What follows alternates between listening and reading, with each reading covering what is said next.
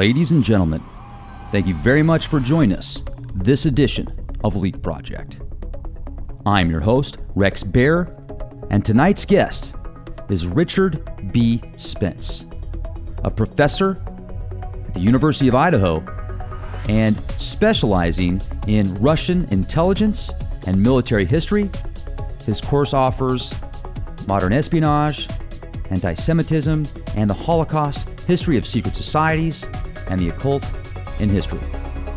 Now, he is author of several books. The main focus tonight will be Secret Agent 666, Aleister Crowley, British Intelligence, and the Occult. The information Richard brings to the table is quite compelling, especially when you learn about how the occult and intelligence agencies work hand in hand. Make sure to go to leakproject.com. If you become a contributing member at Leak Project, you'll have access to exclusive content, ad-free. You can either download the shows or listen to them live streaming on the website. Also, you can go to youtube.com/clandestine timelord. Subscribe on YouTube, get access to the latest podcasts, absolutely free. Hope you're doing well wherever you are. Enjoy the show. And remember, be the change you want to see. This is Rex Bear. Talk to you soon. Hello. Hello, Richard. This is me. Hey, Rex Bear. How are you doing? I'm doing well. How are you? Oh, fantastic. I appreciate the opportunity to speak with you. I'm glad to talk to you. Now, I'm on the website. It looks like it's the University of Idaho website. Do you have a specific website that I can promote? No, I don't. I think that's the only one. Okay, that's fine. I'm a Luddite when it comes to that, I guess. Okay. All Well, right. now, do you have a specific book, or is it just a course about the modern espionage and the stuff that you put together with your Russian intelligence work, etc.? Well, I've got the two main books I probably have are the one that you may be the most interested in is Secret Agent 666, which deals with Aleister Crowley and British intelligence and the occult. Okay. I also have written a book called Trust No One, The Secret World of Sidney Riley. I'm not sure if his name certainly isn't as well known as Aleister Crowley's is, but Sidney Riley was nominally, and I emphasize the nominal part, was a British intelligence operative in the early 20th century, which you usually find combined with the words a prototype or model for James Bond. He wasn't, but that's another story in and of itself. I also wrote, my first book was back in the 1990s, was a biography of another, even more obscure fellow by the name of Boris Savinkov. It's called Renegade on the Left. And there's a little tale there. Savinkov is certainly not as well known a name in the Russian Revolution as, say, Trotsky or Lenin or Kerensky. But I'd argue that he, in his own way, was every bit as important. He's one of those people that I'd say became inconvenient to the later historical narrative and therefore was largely edited out of it. Most recently, a book I co-authored with Walter Bosley is one called Empire of the Wheel. And that was kind of a departure for me because it has to do with a set of seemingly unrelated, but as it turns out, not totally unrelated murders around San Bernardino, California, back during around 1915 and 1916. And what we did there was to try to piece together who was involved and different accounts of the cases, and it leads some rather curious directions. The book I'm working on now, if I can put in a plug for that, Absolutely. is a book called Wall Street and the Russian Revolution. Now, if that sounds familiar to some people, that's because there's a reasonably well-known book by Anthony Sutton. It was published back in the 1970s called Wall Street and the Bolshevik Revolution. So what I want to add here is that I'm not doing this book to either rip off Anthony Sutton or to fundamentally disagree with him. One of the things his book did was to really sort of inspire me in certain ways. And I think with the materials that he had available to him, say in 1972 or 1974, he did an astounding job. There's a lot more stuff that's available. There's a lot of things that can be fleshed out. There are a few little things that could be changed or tweaked. But that's why, at least my tentative title for this book is Wall Street and the Russian Revolution, because I'm taking a kind of broader look going all the way back to, say, 1905, the abortive revolution then, and then really sort of all the way up until the mid-20s, about a 20-year period. And that is proving quite a bit of work. And I'm sort of in the throes of trying to cobble together the various things that I've assembled for that now. But that's the main thing I'm working on at present. Sure. When you wrote The Secret Agent 666 in regards to Aleister Crowley, I mean, this is a very infamous person that used to claim to be the most wicked man in the world, and I think that he kind of did that a lot of times just to cause ooh and ah with the masses. I've read several of his books, and actually one that really had a pretty powerful impact was the book that he wrote called Four, which is actually 4 books compiled together, and he supposedly did automatic writing with these deities. And if you've read any of that work, like the Book of the Law, the Book of Thoth, etc., I mean, just a very mystical person, and certainly liked to write in codes and riddles. I've heard that he was a British spy before, and if you even look at today's society, he has had a huge impact on Hollywood, the entertainment industry, etc. So let's get into that. What can you tell us about the infamous Aleister Crowley, the Beast? Well, Aleister Crowley, the great beast 666, the wickedest man in the world, the arch Satanist or arch occultist of the 20th century. I think you hit upon one very important thing. A good deal of his reputation is hype.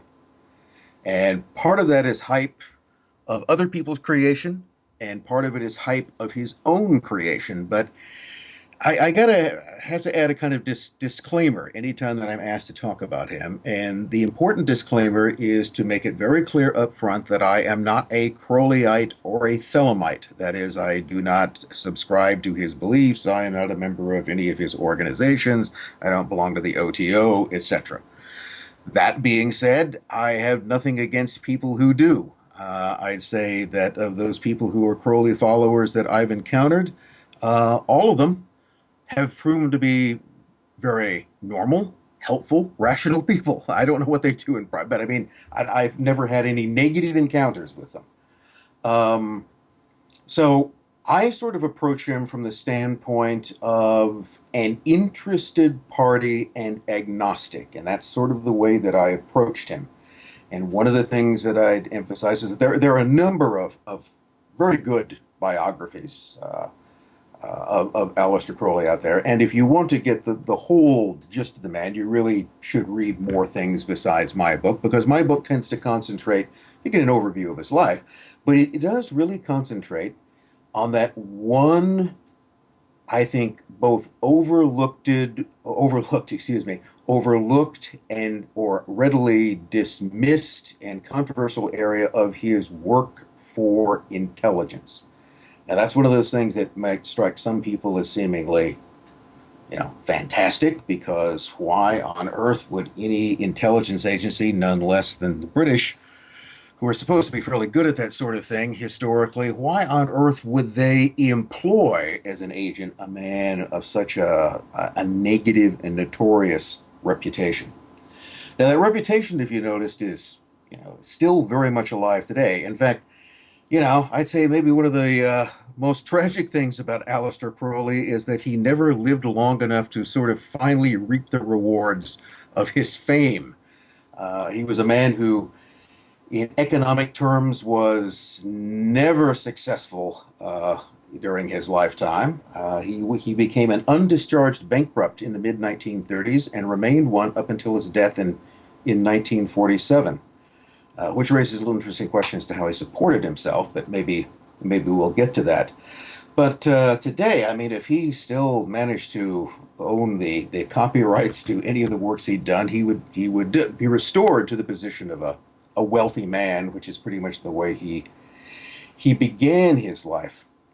So what got me started? I'm going to go back there. I mean, why would I pick up this topic at all?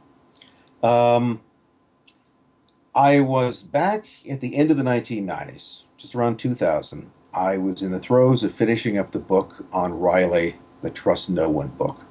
And one of the centers of action in that book is New York during the First World War, because Riley was there as a purchasing agent for the Russian government, among other things.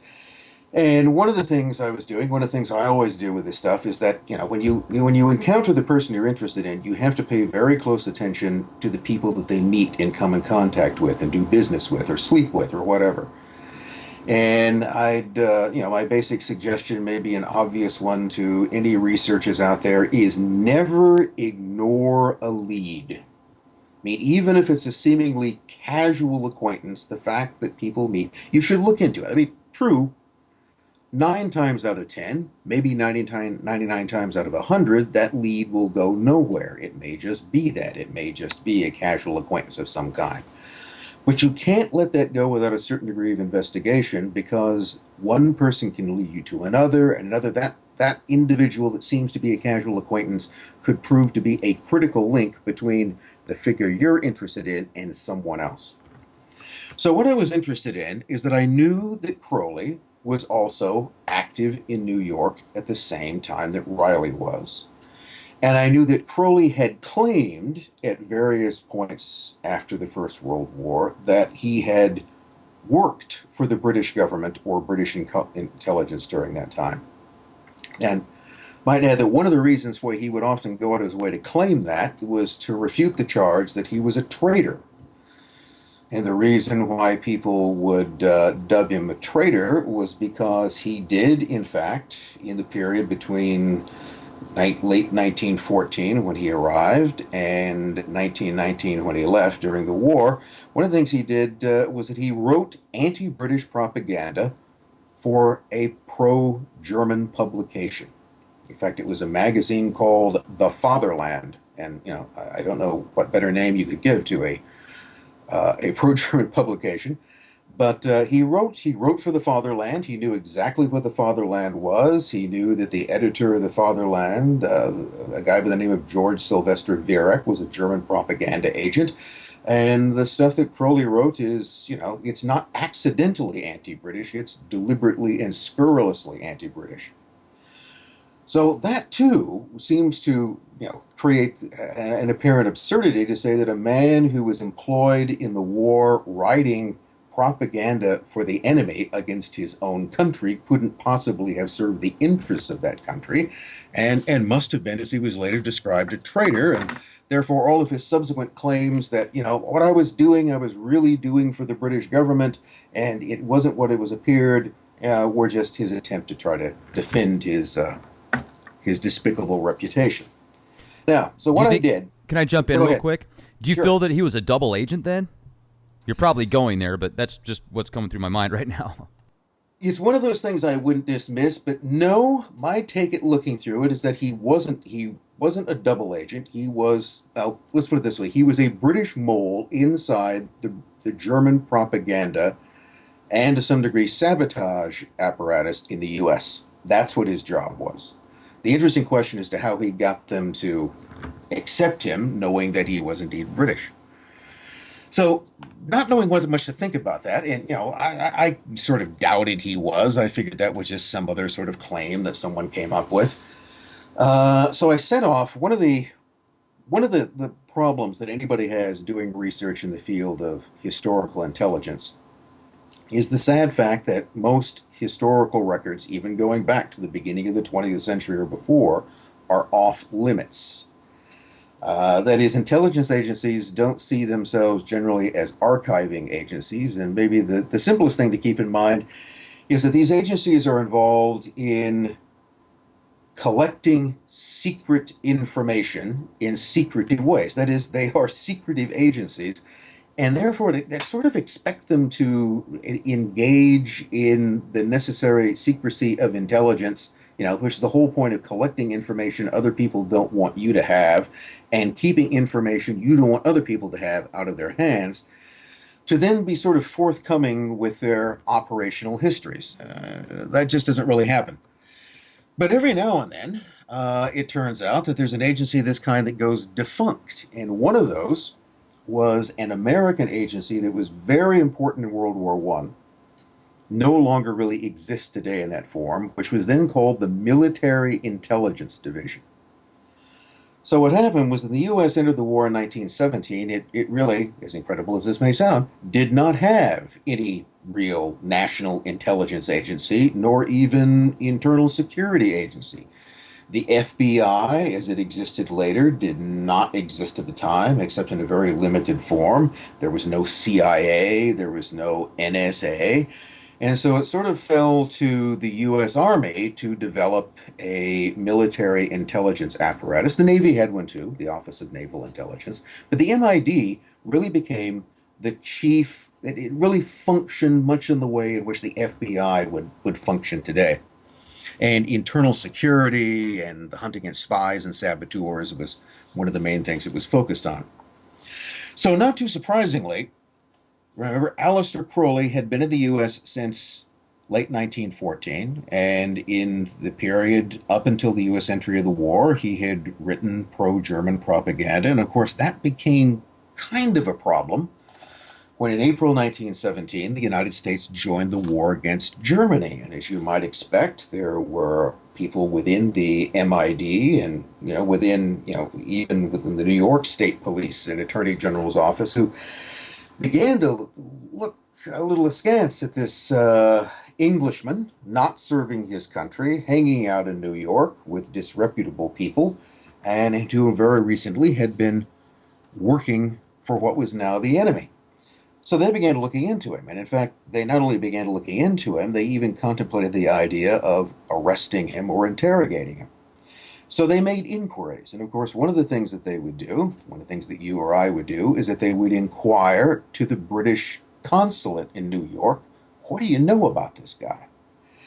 So I sent off to Washington to the National Archives that holds all the surviving records of the Military Intelligence Division. And I sent off a letter with an inquiry which said, do the records of the MID contain any files pertaining to Aleister Crowley? Sure enough, it did. Not a very big file. In fact, I don't think it's only about 25 pages long. And most of it isn't terribly important, but, as often is the case, on one page, one document in that file contained this. It is a report from 1918 from the head of the MID in West Point, New York, that is up in the Hudson Valley, where Crowley had been active at that time, and this fellow had become interested in him. And so there was an inquiry that was made to the British consulate, and this is essentially what was the information they got. And I'm reading directly from the report on Aleister Crowley, English subject. And it says, he had been formally investigated by the Department of Justice on charges of being a German spy. It was determined that Aleister Crowley was an employee of the British government, but at present in this country on official business of which the British consul, New York City, has full cognizance. It was found that the British government was fully aware of the fact that Crowley was connected with the German propaganda and had received money for writing anti-British articles. Now, the reason why that was important is that basically confirms what Crowley later claimed. So when later on he was saying that, yes, I wrote this stuff, but it was all, it was basically designed to win the confidence of the Germans so that I could take advantage of that confidence, and I was really a loyal Englishman doing his bit in his own peculiar way. Well, in that case, he was telling the truth. So that got me interested, and I used that file to write a short article, which, the title of that was also Secret Agent 666. And that article was published in a small journal, I think the International Journal of Intelligence and Counterintelligence, which if no one has ever heard of, that's because, like most academic journals, no one has ever heard of them. But one of the things that happened is that thanks to the internet, that article, thanks to the internet and also, of course, the sort of global interest that the name Aleister Crowley creates, that article was spread around from one place to another, which, by the way, I didn't mind because, just to let your listeners know, professors don't get paid for writing academic articles. We generally don't get paid for writing academic books either. But okay. so, no, you don't get paid. Well, that Sometimes they sucks. actually expect you to pay. Well, that's the way that's the research we're supposed to do. That's how we keep our jobs. Gotcha. Okay. But one of the things that's always kind of despairing about that in a way, I actually had someone, and another historian, who said, well, if you really want to sort of hide historical information, what you do is you publish it in an academic journal, which is pretty much the equivalent of digging a hole, throwing it in, and burying it.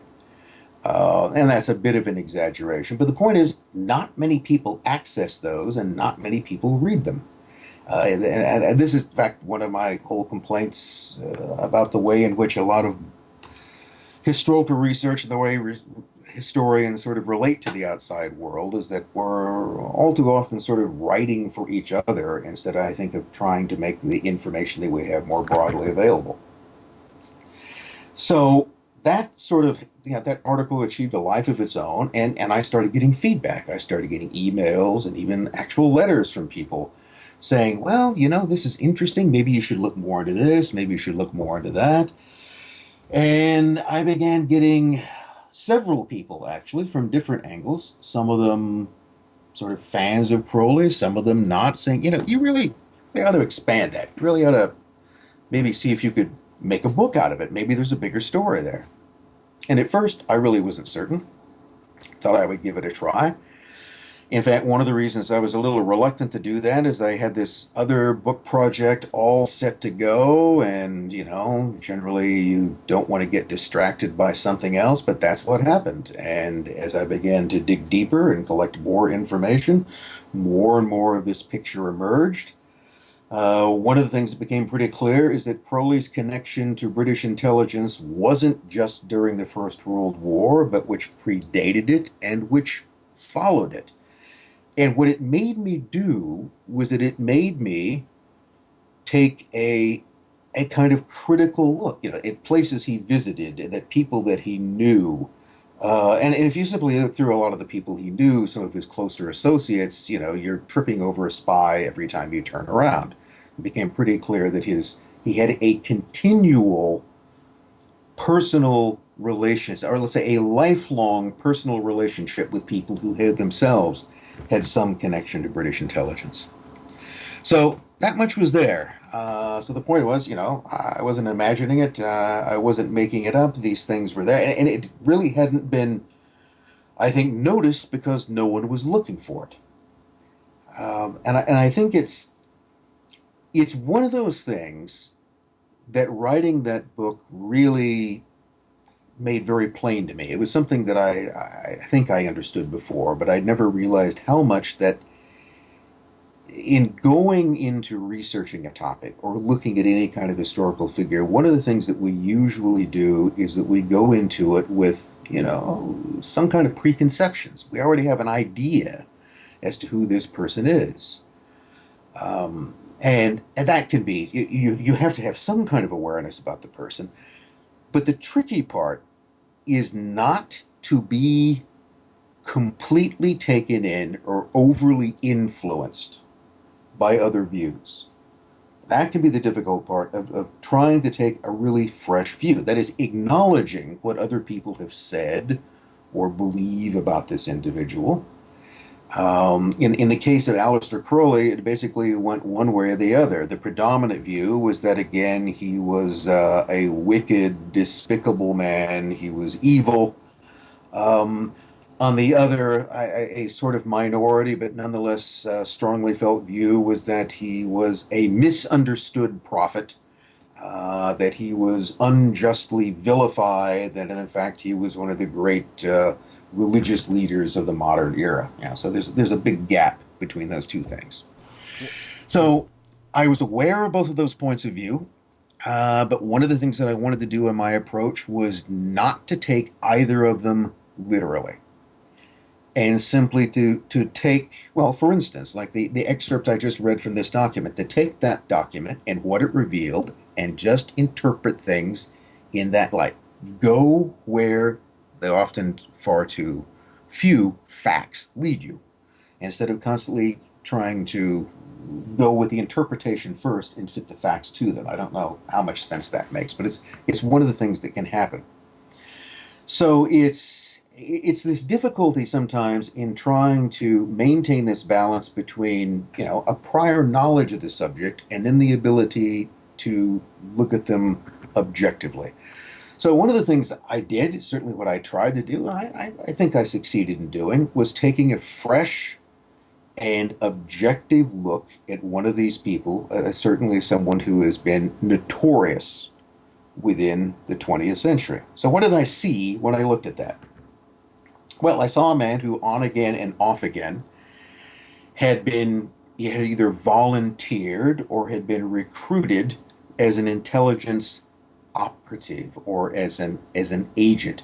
And I got to clarify that when I'm talking about Crowley being a British intelligence agent, I mean that he was an asset that was employed. He wasn't an officer. He was not engaged. He wasn't a paid employee or career employee of any agency. He was someone that agency, or rather, which those agencies, because British intelligence is a house of many rooms. It isn't just one body, but he was utilized because he was, well, for any other reason, an agent is utilized. They're useful.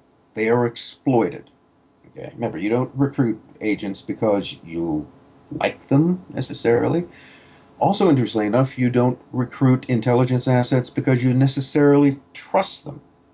In fact, as strange as it may be, in some cases, the fact that you can't trust them may be one of the things that makes you want to use them. It's the idea of someone being reliably unreliable. If the one thing that you can count on in this person is that you can't really count on them, there are still ways that they can be utilized.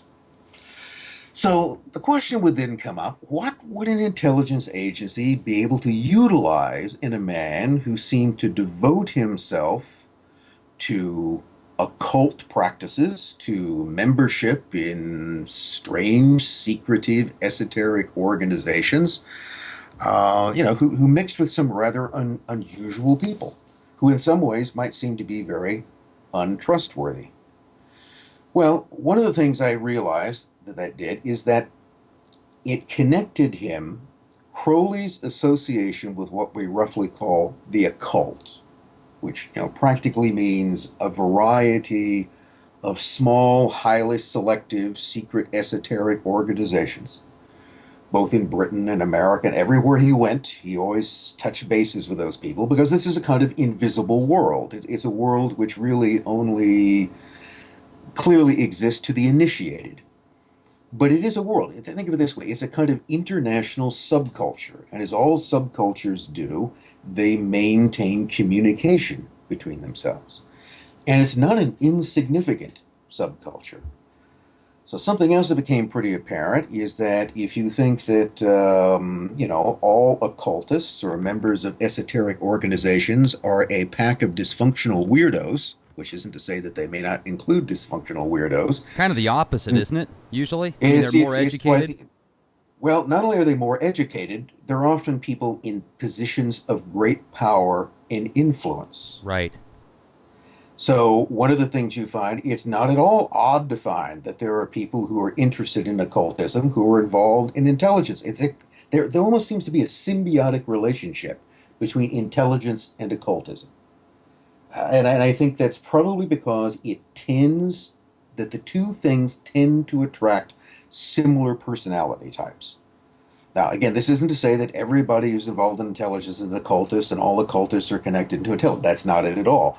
It simply means that beyond sort of random chance, you're going to find more of a crossover between those two than you would in, let's say, between occultism and, I don't know, farming. Okay. You're not going to necessarily Nice. that. And every now and then you're going to find a farmer occultist. Yes, we'll sacrifice for the crops, but that's probably there. But it's not something you're going to find a significant correlation. The correlation between intelligence and occultism is well beyond the average. I just want to validate your point real quick because I have a friend that used to be in the FBI, worked for the Department of Defense. He's been in Langley in the Pentagon. Many of his family members are high up in the military. And he went to college. He's, I think, in his mid-50s right now. He went to many college courses that talked about mysticism, the occult, and even the definition occult, that just means unknown. It's just a form of science, mental applications. There's a lot of different types of mysticism and magic. And I think Crowley, as genius as he was in many ways, and he obviously had his issues as well, but I think he actually was able to use many of those mystical practices, and he turned it into a science. Like he could say, okay, I'm going to use this and that and create that, essentially. X and Y equals Z, whatever. Well, I think, there's I wish I could remember to paraphrase it, but there's I think, fairly well-known statement from him, which he's saying, in essence, that, occultism is a science in some way. That the root of what he's after is really a kind of scientific approach. Something which occurred to me in writing the book, and it's one of those things I still don't know how far to take, is the sort of realization or thought that would come across is that maybe this guy is sort of faking the whole thing. I mean, maybe this whole occultism thing, the magic, the rituals, the ceremonies, the incantations, the robes, the secret signs, that all of this is, not to put a fine point on it, a kind of distracting mumbo-jumbo. In other words, that's what people are going to pay attention to, and what is actually, in many cases, a cover for something else. I mean, it comes back to this question as to why would someone of so flamboyant and notorious a reputation be useful as an intelligence asset? And, one of the ways that someone else actually explained this to me, who I think has some idea to know what they were talking about, is they go, look, the very argument, if you can make the argument that this person could not possibly be a spy, they could not be, simply, Aleister Crowley couldn't be. He's simply too notorious. Well, you've actually just created the best basis for him to be so. Because the one thing generally any good intelligence asset or spy, or however you want to describe them, doesn't want to be is to be recognized as such. The whole point is that is not supposed to be you don't walk around with spy written across. So someone who many people would immediately reject the possibility that they could be one, well, that's actually about the best recommendation for the job that you could find. So Crowley, I think, did, to a degree, hide behind his own infamy. That is, and that behind this infamous exterior, there was someone who was, quite thoughtful, quite crafty. One of the things that he was very good at was hypnotism. And that was even something else that was once offered to me as an explanation for him, was that, the guy is basically a hypnotist. That even magic, in this sense, is that occult or magical rituals are essentially mass hypnotism. It's people who are inducing themselves, either induced from the outside or self-hypnotism, into a hypnotic state.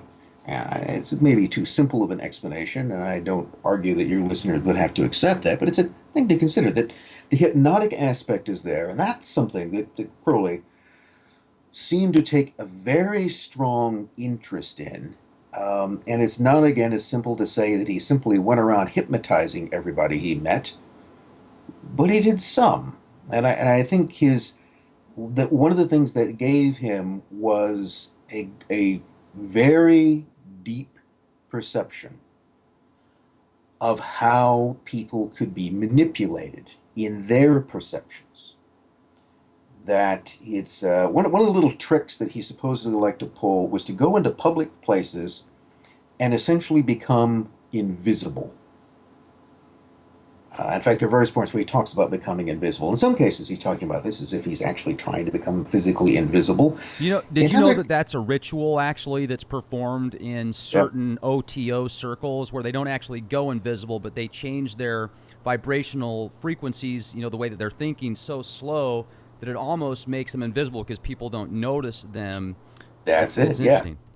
Right. It's the way of of not becoming transparent, but of either inducing a state in yourself or inducing possibly a hypnotic state in other people around you that they don't notice you, that you become sort of a non-entity. You literally become this kind of fly on the wall. And that's something he seemed to like to play around with. And if you want to believe him on that, was at least occasionally successful with. And then you'd have to come back to this question, well, I don't know, what good would that do anybody in intelligence work? Well, think about it for a minute. If you could either, again, induce in yourself or in the people around you the the notion that you weren't there. If they lost conscious awareness of you, maybe that's the best way to put it, that in some way you create a situation in which the people around you lose conscious awareness that you were there, well, then you're sitting there listening to what they say, observing what it is that they're doing, and they don't even realize any longer that you're there. I mean, what more could any sort of decent spy ask for? And that actually touches upon this the other point about this, I think brings us back to this connection, the overlap between intelligence work and occultism, and why an occultist would make a useful agent. One, it gave them connection to this kind of secret world and the people, again, of influence and power who were within it, but also the techniques, this technique of making other people conscious or unaware of you. But it also, almost everything that if you think about it, connected with what would, let's say, magic. All right. That, I mean, imagine just for a moment that it works. All right. That you could either hypnotically or through spells or accessing, I don't know, Great Cthulhu, whatever it is that you want to make a deal with, that you actually can. Remember, I think Crowley, again, in one of his quotes, argued that magic, and here again I'm going to paraphrase, is the art, yes, the art and science of essentially changing the physical world through will. In other words, it's sort of mind over matter, that through the kind of focused will, or another way to think of it, through concentrated consciousness, that one can affect the world and people around you. Now imagine what you could do with that kind of power if it existed and if you could master it and amplify it. That again has tremendous applications. It not only has applications as a means for gathering or protecting intelligence, the other thing it has an application for is weaponization. Um, the power, if you think of it, the powers of a mage, the powers of an occult master are also things that could be weaponized to some degree. So, not to argue that any of these things exist, but there's the possibility that they might exist. Now, first, is one of the things that has received a certain amount of press in recent times is that the CIA, the U.S. Army, for instance, sort of reluctantly admit that, yeah, we carried on experiments in ESP and in remote viewing. We played around with these things, though generally insist that nothing really came out of it. We didn't find that it worked or it wasn't reliable, and that may well be true. On the other hand, let's suppose you tried one of these things and you found that it really did work. Well, you're never going to publicly admit that. That's the whole idea. You're conducting a secret program to find out, let's say, I don't know, can we project people's consciousness to other places, remote viewing? Can we project consciousness and actually see and manipulate items there? Well, if you could do that, it would then be the most important thing to do is to make everybody believe that you didn't. So this is the sort of uncertainty principle. I mean, these things were investigated, and maybe they were found to be bunk and useless, and maybe they were found to be exactly the opposite of that. But in either one of those cases, you must get the same answer. No, it didn't work, and we have nothing to do with it. Crowley, I suspect, Okay, and saying I suspect is not something you can prove or probably will ever be able to prove, but I suspect from what I have seen and what I have read and what I put together is that he was a kind of pioneer in that area. And I think that's one of the ways that he contributed to the British intelligence of his day, and he may have created a sort of body of work of legacy that lives on even to this day. I mean, he may have been the first person to actually sort of start agencies of that kind, thinking that, well, maybe there's something here that we can use. Because you have to consider for a moment that, if, let's just say, if magic it does work, even if there's a possibility that something in this stuff works, then you better check it out. I mean, you never know. I mean, this is something that people have maintained, exists, and believed in, and a great deal of time and effort has been put into occult practices for centuries. So either it's a long-standing con, or maybe there's something to it. Regardless, that would need to be explored. And then what other things might you come up with while you're exploring that? So when you really begin to think about it in those terms, Aleister Crowley had, if not absolutely unique, he nevertheless had very specialized abilities that would make him useful to any agency within certain limitations. And one of those limitations was that you didn't really want to publicly acknowledge him. But another thing, again, spy agencies are in the practice of publicly acknowledging the people who work for them. And in fact, that's the absolute last thing that you ever want to do. What any good agent is supposed to do is to never talk about what they did, and in return, there's a quid pro quo in this. You keep your mouth shut about what you did, and the agency that employed you will keep its mouth shut that you did it. That is the kind of agreement which is there. And that's one of the things that, as I looked later at Crowley's sort of periodic protestations, but no, I actually was serving the British government, that one of the criticisms of that is that, well, he made this claim, but he never presented any evidence to substantiate it. Okay, he would say, yes, I wrote for, I wrote for the Germans, but I really did it at the behest of the British government. Well, they said, well, he doesn't prove it, therefore he's just lying. He's just making these things up. The retort to that is there wasn't any way he could prove it. That wasn't going to be possible because for him to prove it would mean that other British intelligence officials, important people, would have to come out and acknowledge that this man had been our agent. Well, that creates a lot of problems. I mean, generally, most governments are reluctant to admit that they spy at all. They all do, but, gentlemen don't read other gentlemen's mail, as the saying goes.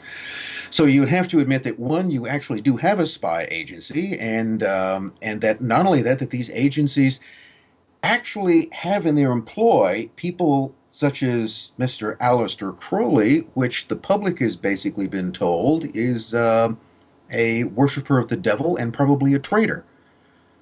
Imagine the complications that would come up with that. You would then have to explain, and remember, one of the things that any spy agency doesn't want to do is to explain, to reveal anything. This was one of those things. The whole relationship this is built upon secrecy. What the agent does is secret. His work for the agency itself remains secret. So there's a bond between them. So it seemed fairly clear to me that the reason he never pressed the issue, the reason that he never demanded that someone came forward, the reason he never wrote about this in any of his voluminous writings, was that he couldn't. Because to do so would not only violate the basic oath that he had taken, violate, even more importantly, the basic understanding he had with people, it would jeopardize his standing. I think I mentioned earlier that he went bankrupt, I think in about 1934, 35, never got out of bankruptcy. And yet, from that period, for the last dozen years of his life, he managed to he lived in relative comfort. He wasn't rich by any means, but he had a roof over his head and somebody was paying the rent. And he was eating on a regular basis and he was well clothed. He lived rather comfortably, even though he had no perceptible income. Oh, and oh, yes, the other thing by that time, he also received a weekly packet of heroin because by this period in his life, he was a stone cold junkie, um, and remained so until his death. So, where did all his money come from? He earned very little off of his writings. A small amount came there, but it's pretty clear that he's receiving subsidies of a kind. And I don't just mean subsidies in terms of money. That's not a large outlay of money. But subsidies in terms of certain considerations which he received from authorities. I'll give you an example of that. So remember he said that in the First World War, he arrives in New York. Oh, and this is the best part of the detail.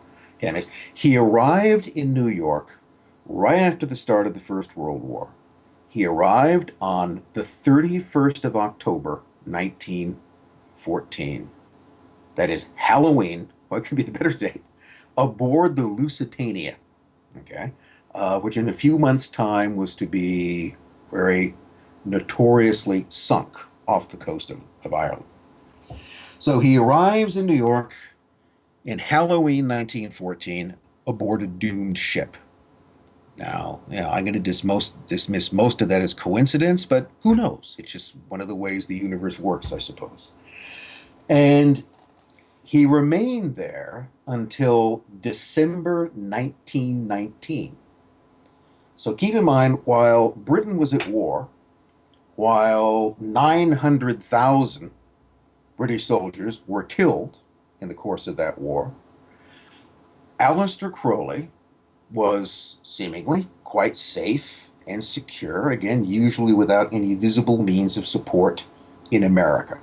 So he was there when America was neutral, and he remained after the U.S. entered the war. As we noted, when the Americans began suspicious of him, the British authorities warned him off. Now, he then returned on the 21st of December 1919 to his native England, a country he hasn't been to for about 5 years.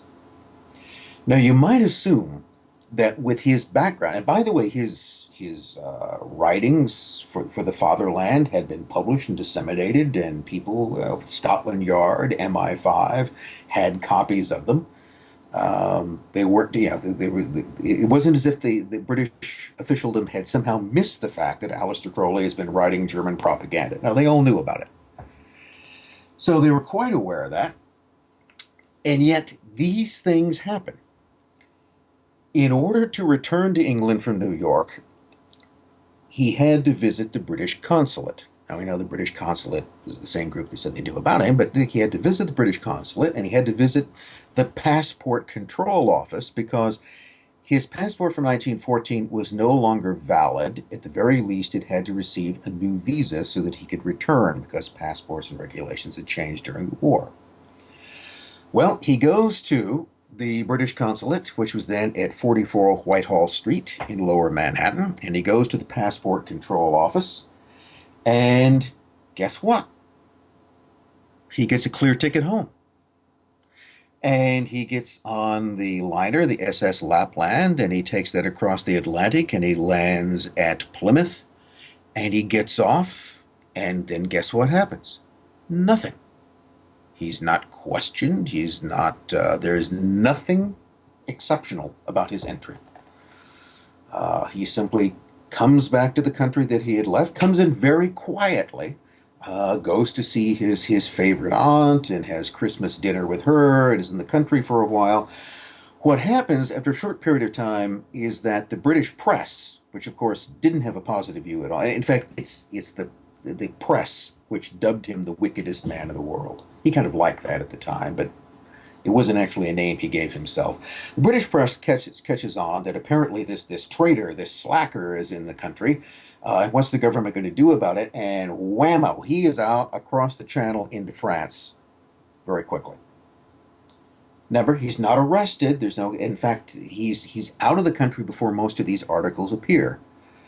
Now, so how did this take place? Was this some huge lack of oversight? Was it a tremendous mistake somehow? I mean, did British officials in New York mistakenly give him a new papers to get home? Did British officials at the port mistakenly allow him in? Did British officials mistakenly allow him to leave the country? No, none of this was a mistake. Because the Passport Control Office at the British Consulate in New York was directly controlled by British intelligence. In fact, the man who supervised it was a fellow by the name of Norman Graham Thwaites. And Norman Graham Thwaites was, first of all, the right-hand man, the number two of what, he didn't use the name MI6, but what would be known today as MI6, British Secret Intelligence Services, stationed in New York. He's the number two man in that. That's why he's running the Passport Control Office. His immediate superior was a fellow by the name of Sir William Wiseman. Very interesting figure in his own right.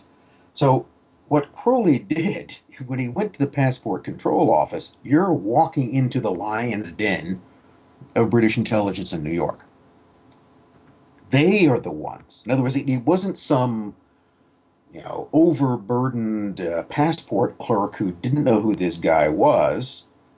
They knew exactly who he was. And in fact, Norman Thwaites knew exactly who Crowley was because he had met him before in New York. He was fully aware of who he was.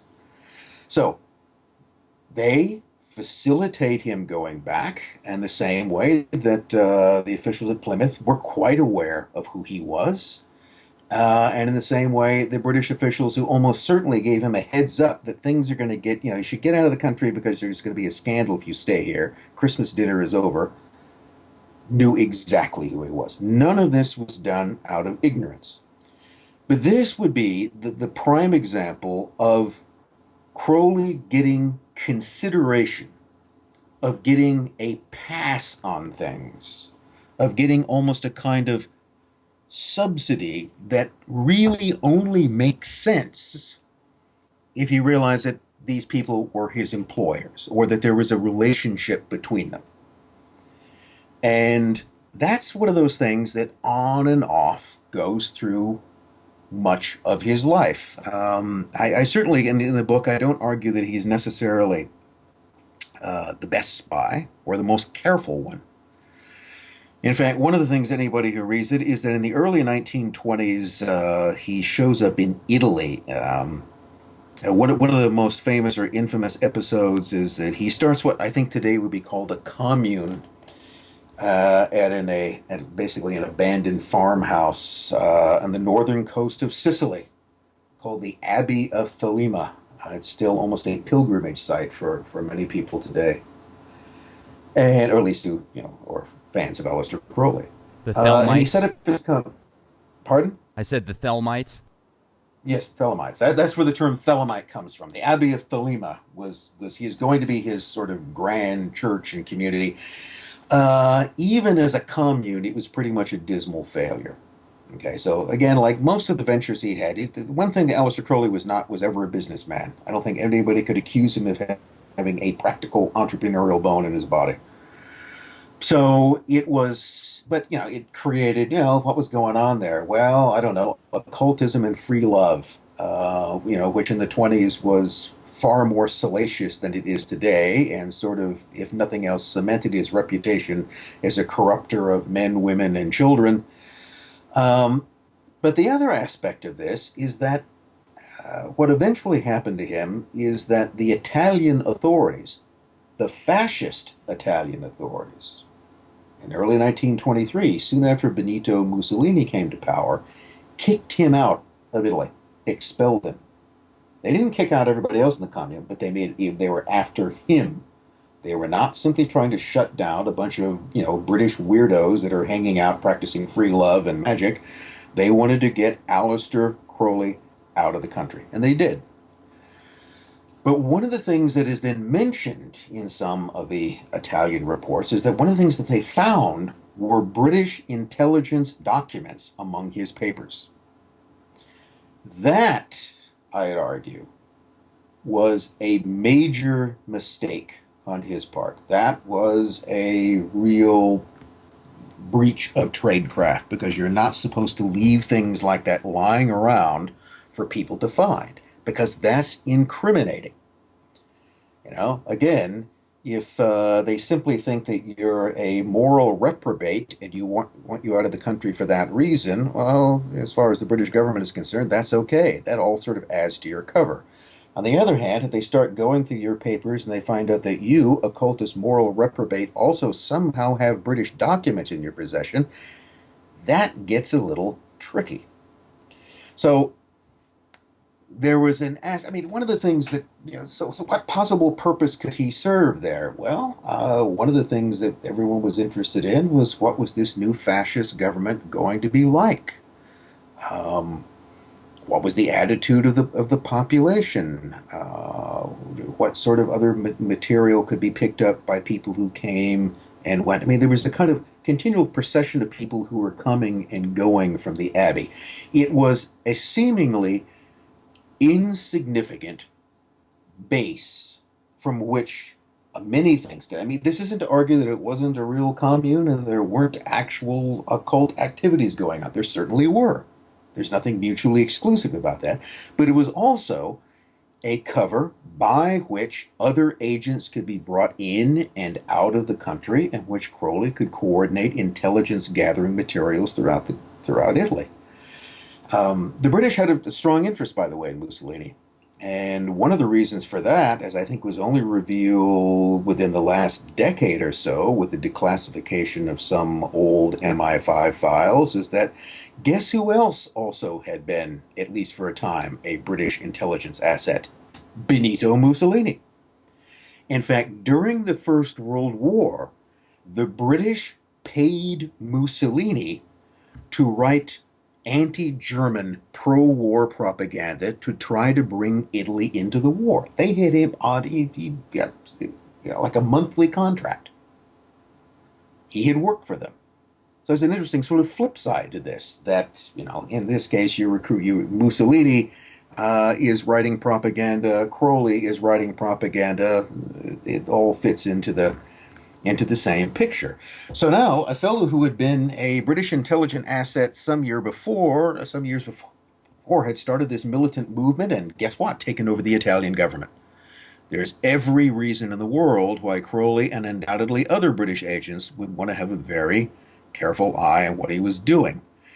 And almost certainly what happened is that Mussolini or someone else suspected as much, and that's why they wanted him out of the country. They didn't know exactly what he was doing, but they weren't concerned about any of the moral implications of his occultism. If they were concerned with that, they would have obliterated the entire commune. They were concerned with him as a potential British spy. But that episode, his failure to really observe protocol and to leave those documents lying around, pretty clearly after that, for many years after that, made him a kind of, his name was mud in some respects. You can still see it come up. There's a case that happens, also I think recounted in the book, a few years after that. There's an exchange by some people within the sort of mid-levels of British intelligence, and one of the things they're concerned about is essentially secret societies, what they believe are occult secret societies operating in the political realm in the Far East. And what they're really talking about are some Japanese and Chinese secret societies. And the question came up was that, well, do we have anybody who knows anything about this? Is there someone who might have some insight in it? And one fellow comes forward and he goes, well, I know this is, I almost don't want to bring this up, but Aleister Crowley would probably be the person who could give some insight on that. And that, again, was kind of a revelation, because why would, again, you might assume that they wouldn't even know who he was. Well, they do. They had already had passed away. In other words, they're not simply pulling his name out of the ether that, well, somebody might know something about occultism. The newspapers say this guy is an occultist, so we'll ask him. No, they knew quite well what he was. They knew his reputation, they knew his past behavior, his successes and his failures. So why would they even consider him? Because it was a specialized question that he was one of the few people that they considered qualified to answer or even to explore. Interesting. You know, and also with Crowley being so, I guess you could say, mystical and very good with hypnosis and able to control scenarios and situations well, wasn't he kind of like, wasn't there somebody behind him that actually got him to that level and helped his name get out there to the masses?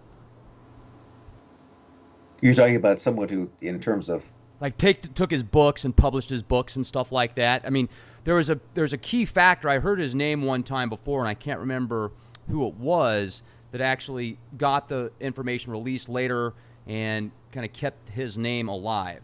there are a couple of people. At the time, you're talking about Israel Regardie. I know who he is, and no, there was somebody No, else, no, but Gerald York. that's who. Okay, and guess what Gerald York had links to? Remember when I said that you go around Crowley, you keep tripping over people who have intelligence links? Oh yeah, yeah. It was Gerald York is another one. okay. Tell us about that. Well, York again is someone from respectable British establishment background, had a military commission, but York is one of those people, especially during the 20s, who is and the late 20s when Crowley's in this kind of nadir. The period between being kicked out of Sicily in 23 and then in 29 when Crowley is kicked out of France. Okay, so he gets kicked out of Italy, sort of dives in full blown into his heroin addiction. He's one of those people who sort of, kicked it and went back to it throughout much of his life. And it seems to be a very low point in his life, and he's mostly living in Paris. York is one of those people who sort of shows up, you can look at it this way, to sort of bail. He's a kind of guardian angel in some respects. Towards the end of the 20s, there was an attempt to sort of stabilize Crowley's finances by publishing and getting some of his books in print. That, too, also turned out to be a failure. Almost none of these ventures worked, but York was helping him there. York's role in that period, to me, looks very much like a case officer's role. And I think that in some way is the type of person that you were referring to. That, remember, Crowley is an asset. And case officers are generally more professional intelligence employees, officers, who run assets, who control a number of agents and they manage them. They are the managers of assets, I guess that's one way to put it. And Gerald York in this period, which isn't to say that York wasn't his friend. It isn't to say that he didn't actually have some personal concern for him, that he wasn't really trying to help him. But that doesn't rule out that this also isn't part of his assignment as well, to essentially shepherd and watch Crowley. Now, why would they need to watch him? If he'd screwed up in Sicily and he'd sort of been put off on the shelf and ignored, then why do you need to watch him? Well, because he knows things. So what if Crowley decides that he is going to tell everything? What if he decides he's going to write about his wartime experiences? What if he starts naming names? That could be an embarrassment. So you can't entirely take someone like that and just throw them to the wolves or forget about them, because that becomes dangerous. If you take someone who has that kind of knowledge and you cut them off from any kind of support and you refuse to have anything to do with them, well, they again might very likely take into their head that they have nothing to lose except by capitalizing on the information that they have. So you really only have two choices in that situation. Either you terminate them or you keep them on a string. And that is what someone like York did. Later on in the 30s, that role seems to be taken over by a really sort of mysterious figure by the name of Robin Thyne, Thyne, or Nne. And Robin Thyne, again, is one of these people who at first just appears to be someone who's, a Crowleyite, someone who's interested in mysticism and finds Crowley to be a kind of guru. And yet you really find that Thyne's pretty much in control of the situation, that he's kind of managing Crowley, overseeing him in that respect. Another person who may have played a role like that was a somewhat better known British agent, a fellow by the name of Maxwell Knight. And Maxwell Knight actually was known as M. Worked at various times for both MI6 and MI5. And to make this distinction, I think many of your listeners know this, but MI6, actually the Secret Intelligence Service, there is no MI6, there's the Secret Intelligence Service, which pretends it's MI6, is the British Foreign Intelligence Service. That is, they're involved in spying abroad. MI5, the Security Service, is roughly the equivalent of the FBI. They are the counterintelligence or internal security service. And just in case you imagine that they don't necessarily talk to each other that much or know whose other's agents are, that's absolutely true.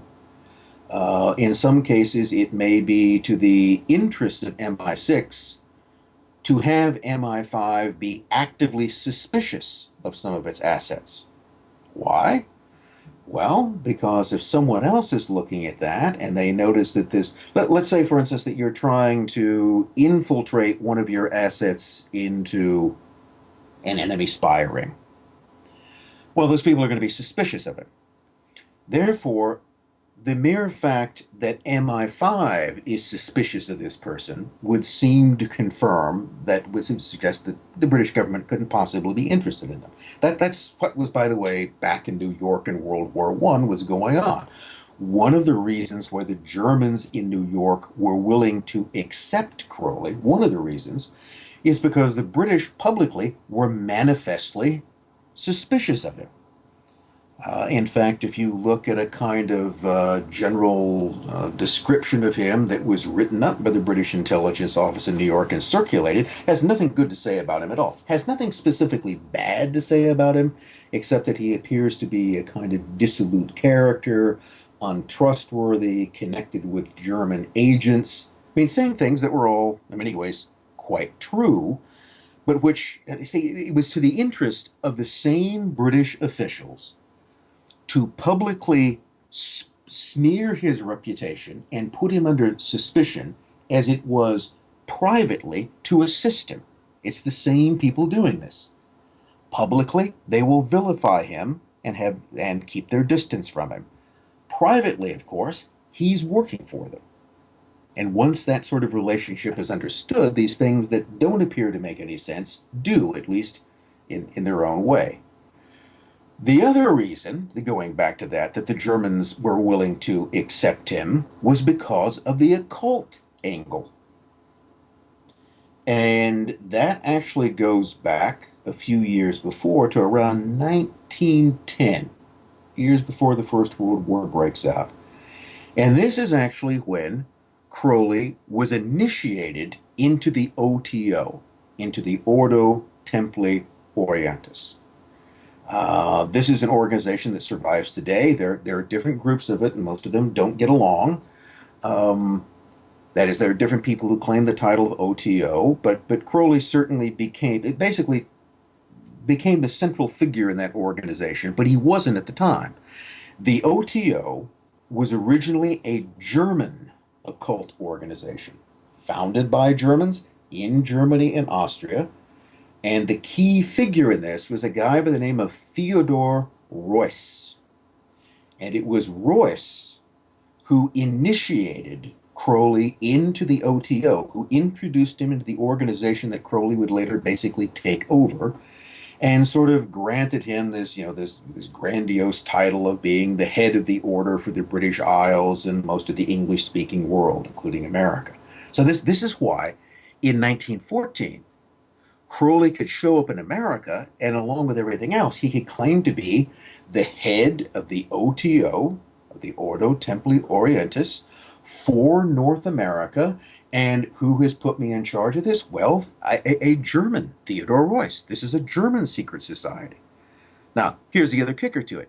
Guess what else Theodore Royce worked for during the war and previously? German intelligence. So here we have the same pattern. Theodore Royce, who is a German spy in Britain, now initiates into his German secret society someone who he thinks is a good recruit and esoteric brother, but who is also a British agent.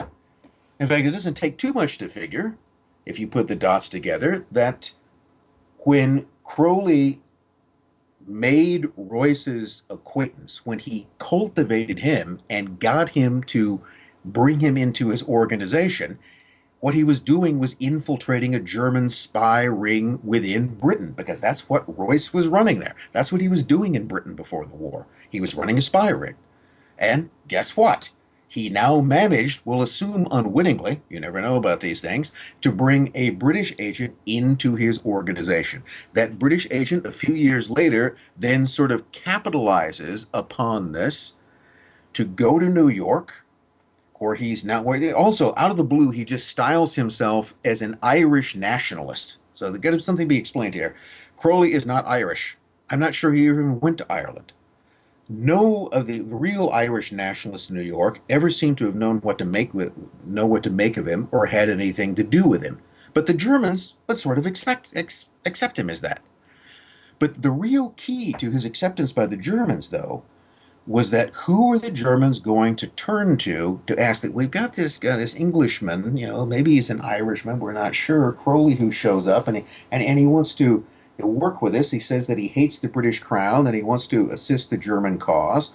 Well, they're not just going to accept him at his word, are they? They're going to try to find somebody who can vouch for him. And they've got someone who can vouch for him. Theodore Royce, the German intelligence agent who had initiated Crowley into the OTO some years before.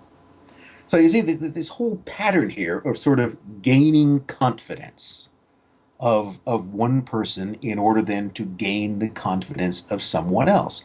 So it's his whole relationship with Royce and the OTO. It's his membership in a German occult organization headed by a German intelligence agent, Royce, who then provides the basis for Crowley to infiltrate a German organization in New York. In that respect, he was quite good at it. And that's something that, if you don't understand these connections, that is, if you don't understand the occult connections and the intelligence connections of these people, it just appears to be a sort of random things that don't make particular sense. Put another way, it makes a disturbing amount of sense in many ways. So wherever you sort of follow him through his life, there is someone who is a guardian angel, a case officer who is working with him. It's I went back. I mentioned earlier this fellow, the number two in the sort of MI6 apparatus in New York during the First World War, Norman Thwaites. Mm-hmm. I said it was Norman Thwaites, and I said that he'd known Crowley, and he'd given him his visa to get back to Britain. Well, we know that Norman Thwaites is a spy.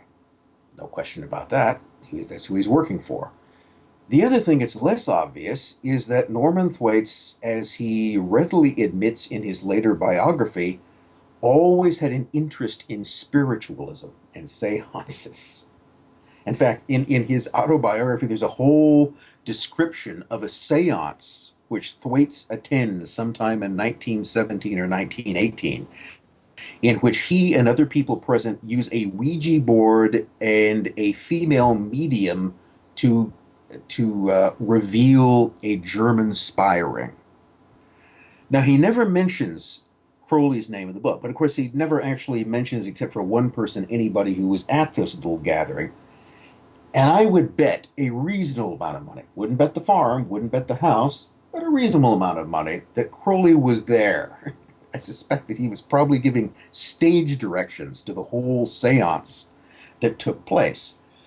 So you see the same pattern. Norman Thwaites, British spy, but also a person at least very, very interested, if maybe only on an amateurish level, maybe more than an amateurish level, in occultism.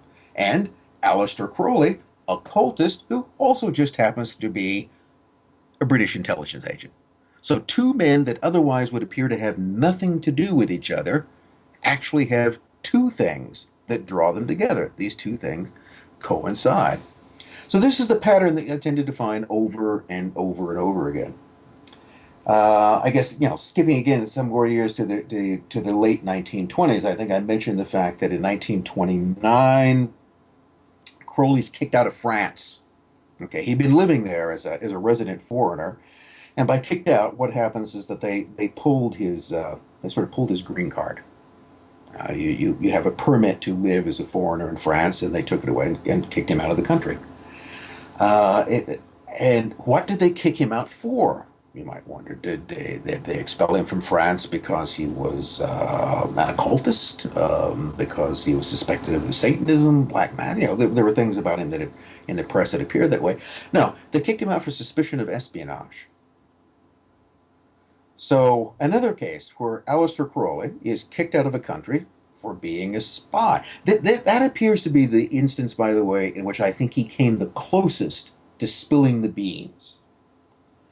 Because he gave some interviews to the French press in which he protested against, being a spy of any kind. But he said, that, and actually what the French suspect him of is being a German spy. They had kind of mania about German spies, but that was what they seemed to suspect him of.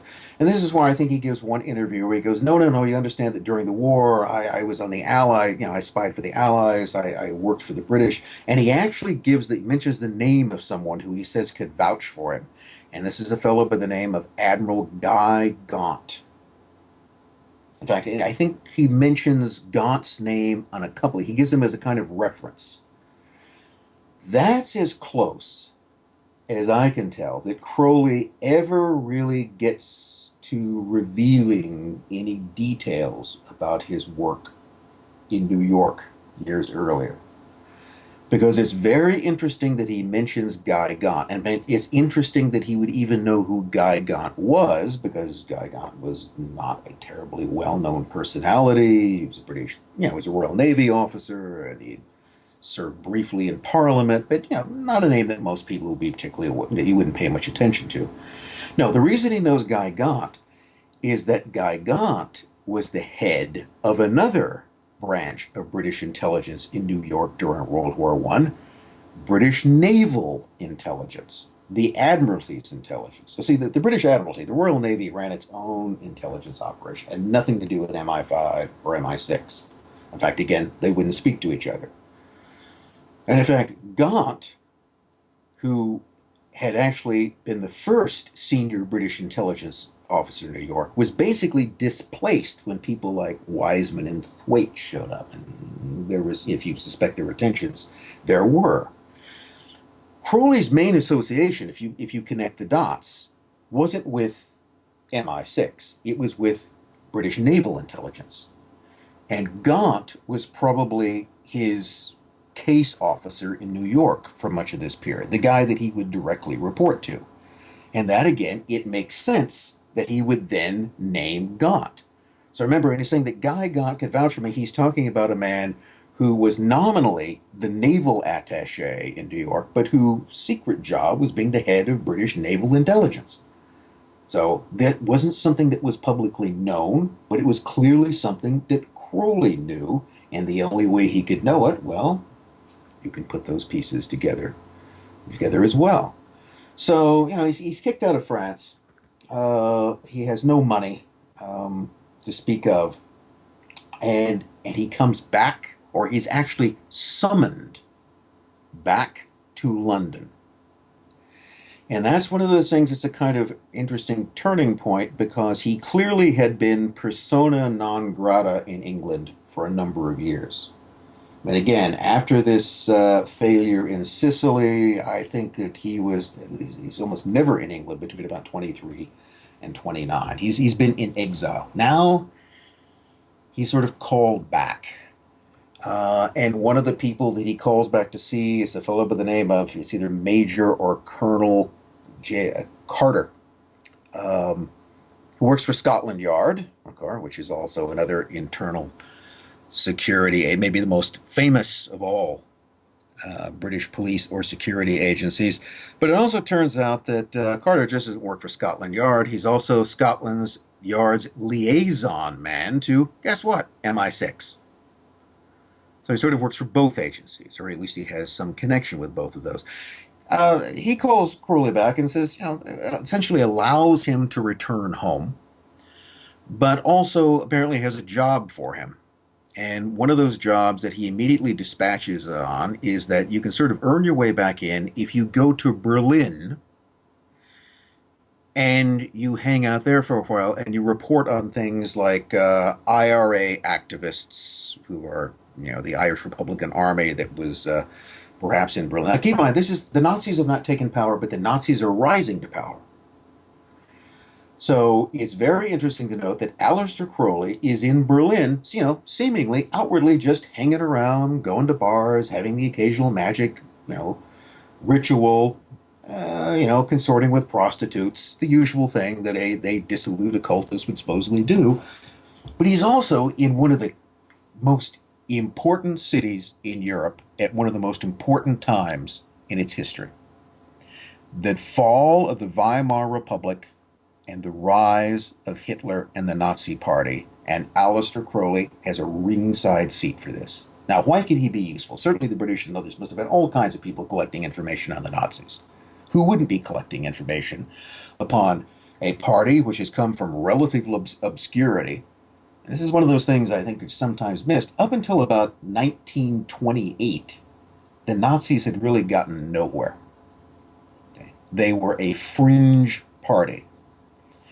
And then all of that really begins to change once the Depression comes along and you get to 1930, and that's when they get big. It's 20, it shows up there exactly as the Nazis are beginning to rise. So what can he contribute to this that other spies couldn't? Well, there again, he can connect to certain currents. So one of the things you want to do if you're going to collect intelligence is you don't want to have it collected from one source. No, you never want to do that. You want to collect intelligence from as many different sources, as many different channels and perspectives as possible. And one of those perspectives that could be useful, that could provide something that others couldn't, is the sort of underground occult perspective. Now, one of the things that there's this almost cottage industry about today are the Nazis and the occult. Every time you turn out, it's the Nazis and the occult, Nazis and the occult.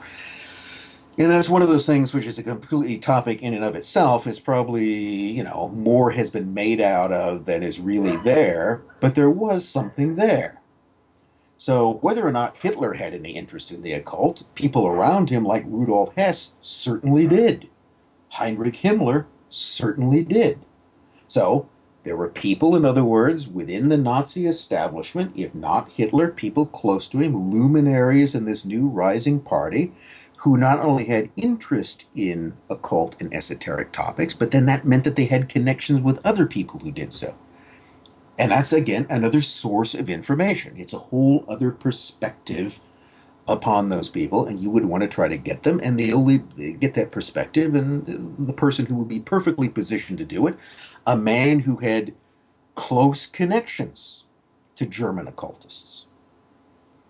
Crowley had been in Germany in 1925. There were other initiations there. He had, I think, been married in Leipzig some years later. One of his most faithful followers, in fact, the man who basically would take over as his heir in 1947, is a fellow by the name of Karl Germer, who was a German. Oh, and guess what Karl Germer worked for during the First World War? German intelligence. Really? See? Every time you look at one of these guys, there's someone who's connected to it. He doesn't seem to have played a very important role, but then if he did, you wouldn't know either.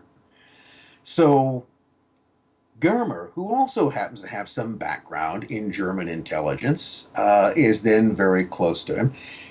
There's an angle here. There's there's something which isn't in the book because, like a number of things, I didn't pay attention to it. Really wasn't much aware of it at the time. But this period of, say, 1930 to 31, I think Crowley finally leaves Berlin in early 32. And he's certainly there most of the time in 30 and 31. He leaves and comes back. But that's sort of his base of operations. Well, if you look at Berlin in that period, maybe second to, maybe even more so than Adolf Hitler, one of the most famous names was a fellow by the name of Hannessen, of Erich Jan Hannessen. You ever heard of him? No, I have not. Okay, Erich Jan Hannessen. There are a couple of books out there. One, a very good one by Mel Gordon, and the title sort of reveals the key. Erich Jan Hannessen, Hitler's Jewish clairvoyant. So the thing about Erich Jan Hannessen is that, he really wasn't Erich Jan Hannessen. His real name was Herschel Steinschneider. And he was born in what was then the Austro-Hungarian Empire, what would today be the Czech Republic, and he was indeed Jewish. And he became, in this period, maybe one of the most well-known stage performers in Germany and in Central Europe. In fact, for several years, he'd built up this reputation as being a clairvoyant, a mind reader. What Hannessen did was basically a stage act. And like most stage acts, it was, a sophisticated con of one form or another, but he was very good at it. Which is to say that, I don't know, even people who knew Hannessen, who thought that he was largely fake, could never be sure that he wasn't entirely a fake. But he was very well known. The other thing that Hannessen was, he published a whole magazine devoted to astrology. He was not just a psychic and a mind reader. He was an astrologer. He was a prophet. Okay, he was all of these. In fact, he was seemingly more and more developing this whole sort of cult following around himself. Well, the interesting thing about Hannessen, this Jewish stage magician, is that he pretended that he was actually descended from Danish nobility. That's where the Hannessen name comes in. And he had sort of papered over his Jewish background, except it wasn't really papered over that much. It was very easy to figure out who he was. The name was well known. It took just the slightest effort to try to reveal that Erich Jan Hannessen didn't really exist and that Herschel Hermann Steinschneider, whichever name he wanted to use, was the real person. Now, the interesting thing is that in Berlin, as the Nazis are rising, well, guess who he becomes friends with? Remember, he's a celebrity. That's the best way to think of it. Hannessen is a celebrity, and everybody wants to be seen with a celebrity. And among those were people like Count Helldorf. And Count Helldorf was head of what? The Brown Shirts in Berlin, the whole organization. And he is not only one of Hannessen's buddies, seen with him in public, but he also loans Hannessen, or I think Hannessen loans him money. Helldorf apparently had, a gambling habit, and Hannessen was doing quite well. So one of the things that he was later found to have were a number of IOUs that were owed to him by a number of German politicians, including prominent Nazis.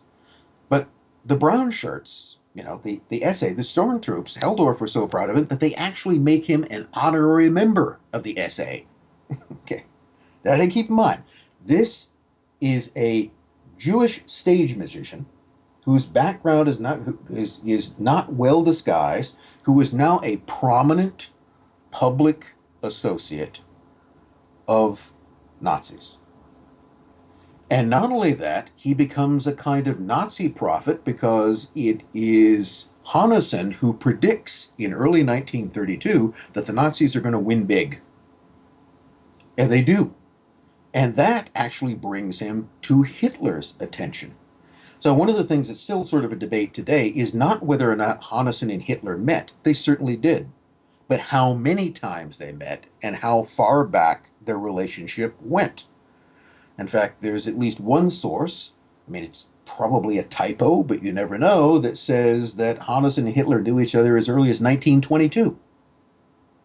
Even if it was only 1932, Hannes and Hitler did meet. There are a lot of stories associated with this. One is that all of the various sort of hand gestures and speaking skills, the sort of the theatrical aspects to Hitler's public performance was something that Hannes taught him. There might be something to that. It's not the only explanation of it, because Hitler had been noted as an excellent public speaker as early as 1919, so it wasn't as if he didn't know how to speak and only picked it up later on. He'd been able to be an effective theatrical performer. But there is that element as well. It doesn't say that you can't always learn more. But it shows that Hannes had sort of, in a sense, infiltrated or inveigled himself into the Nazi hierarchy, become quite favored. The main thing was that he predicted that Hitler would become chancellor, and guess what? He did. And then, shortly after Hitler comes to power, this again in January 1933, when Hitler becomes chancellor, one of the things, again, that I think often isn't appreciated, when Hitler becomes chancellor, he becomes chancellor under the German constitution, and that rather limited what chancellors could do. He doesn't simply get elected and become Führer. That's going to take a couple of years to happen. And one of the important steps in making that happen is the infamous Reichstag fire.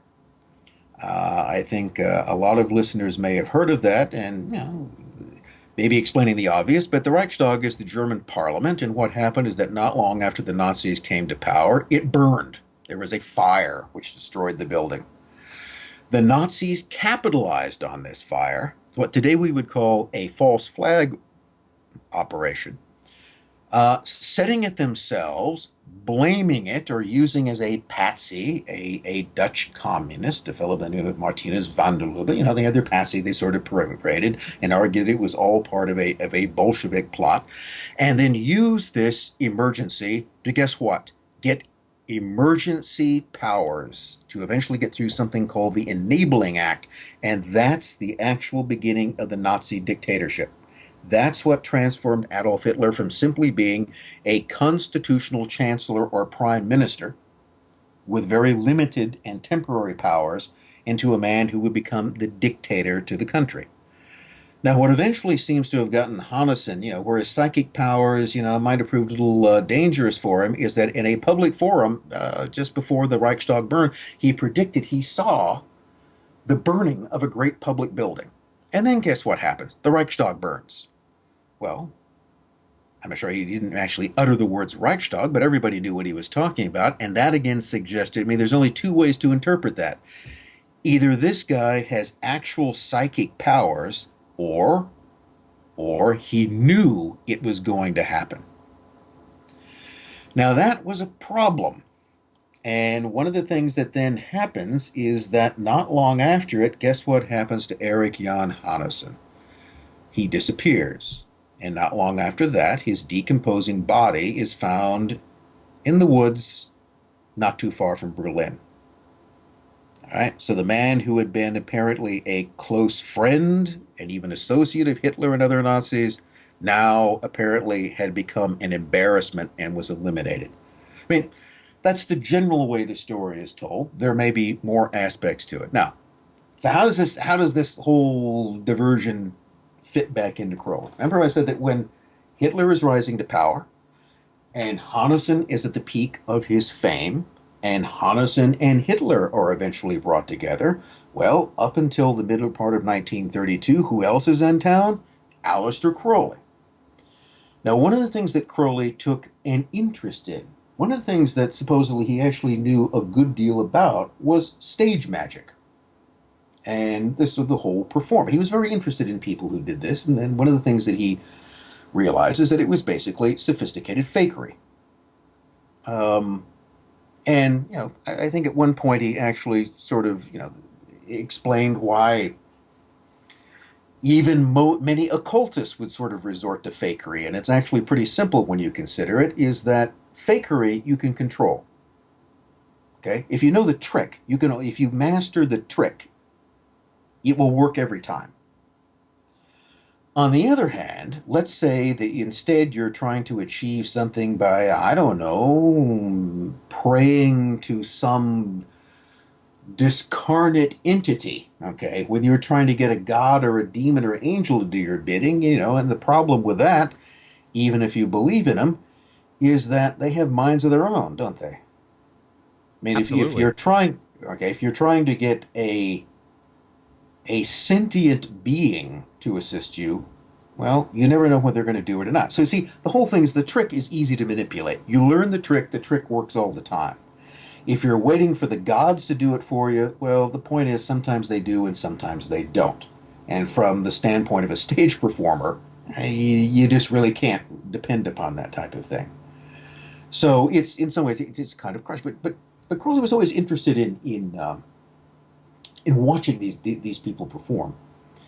And the one thing that I have looked for since writing the book, and I'm still looking for, so if anybody out there listening knows about this, I'd love to hear about it, is that I can't believe that Crowley, living in Berlin, when Hanason is in many ways the talk of the town, when his performances are sold, that Crowley would not have taken not only an interest, but an intense interest in this man. That's someone that he would at least wanted to see perform in some way. And what I actually find interesting is that in his diaries, to the extent, and one of the things that Crowley did is he kept constant diaries about his activities, magical diaries mentioning people he came in contact with. Unfortunately, he tends to refer to a lot of people in code. Sometimes he will mention people by name. In other cases, it's simply a code, something that he's developed for him that only he would really know what it would mean. So the point is that in these diaries, he may mention Hanason, but he never mentions him as Hanason. And that's what I find more interesting. In a sense, the mention of Hanason or Hanason is conspicuous in his absence from Crowley's diaries. Because if it was something casual, if this was simply a popular entertainer who was active in Berlin, Crowley might have mentioned that he attended a performance or he thought he was a fraud or something, but he doesn't mention him at all. It's not in there. He doesn't mention at all someone that he must have taken note of.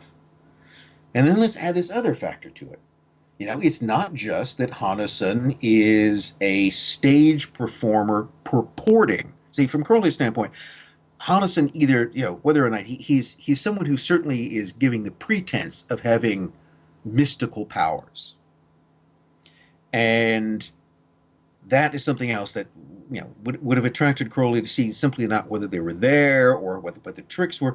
But now Hanason is becoming publicly associated with the Nazis. He's becoming the Nazis' prophet. Well, think of what one might, the more you could find out about Hanason, the more you could find out about the Nazis.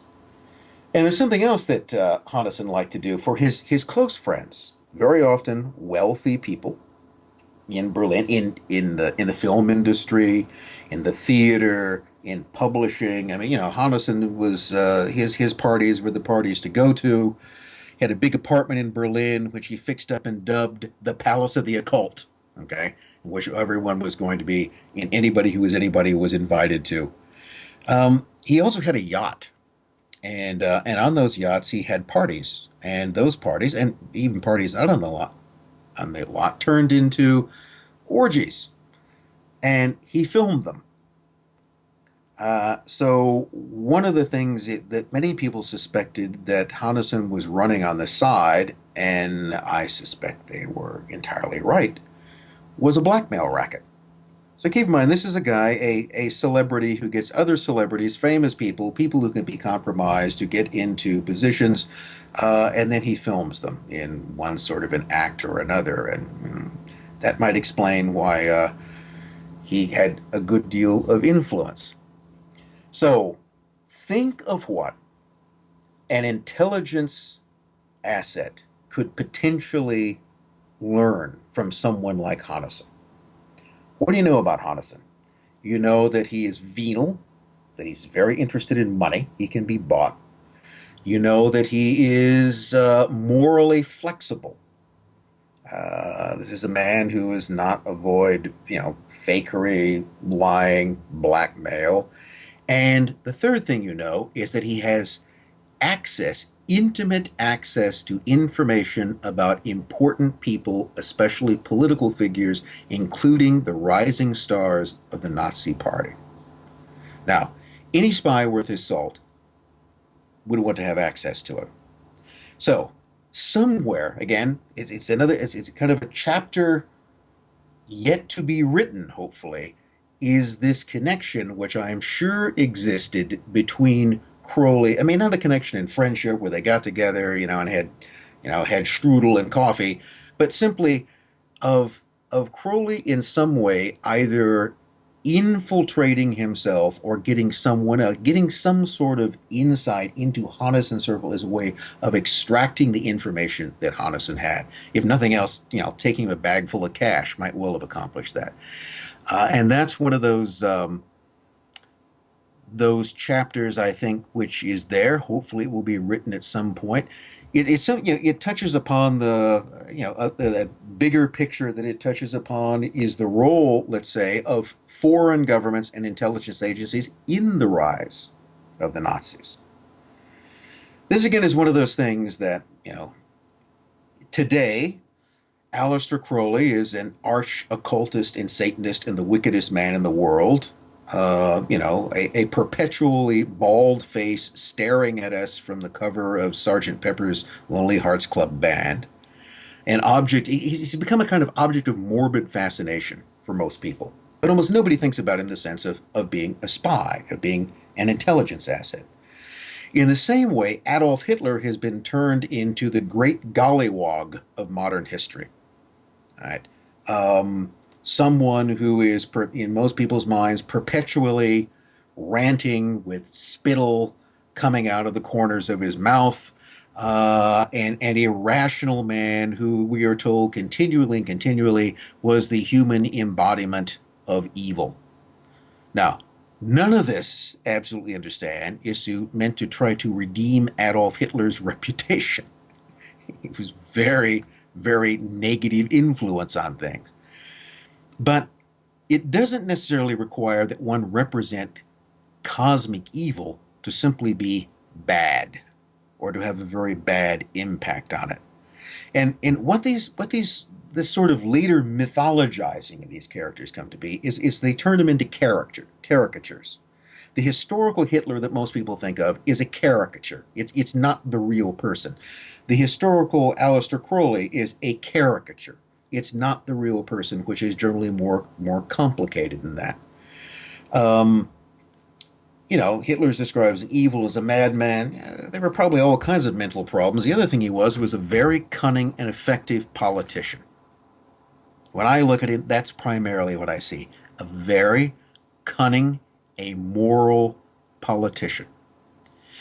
And when others, people within the British, French, even Soviet, even American governments saw him, they saw him as, as a kind of rough-edged figure, not necessarily someone that we would want at home, but they're looking at him as, is this a person who could bring some level of order to Germany? Is this a person whose rise to power would ensure that Germany not go communist? Because when you look again in that period, after 1929, Germany, more than any other country, was hit by the Depression, devastating unemployment, even far beyond any scale of which happened in the U.S., and that was bad enough. But Germany was hit. It was the epicenter of this world depression that took place, and that's what fueled the Nazi rise. People were out of work, and they were dissatisfied and disillusioned with the existing parties, and the Nazis, if nothing else, were something new. Well, the only other alternative to them, let's say by 1930 and 1931, the next biggest party was the KPD, the communists. A communist Germany would have, well, revolutionized Europe in more ways than one. And there was almost no one in the political establishments in London or Paris or most any other European capital, except Moscow, who would want to see the communists come to power. The only political force in Germany that could prevent that was the National Socialist Party. The others were not capable of it, or they had failed. And therefore,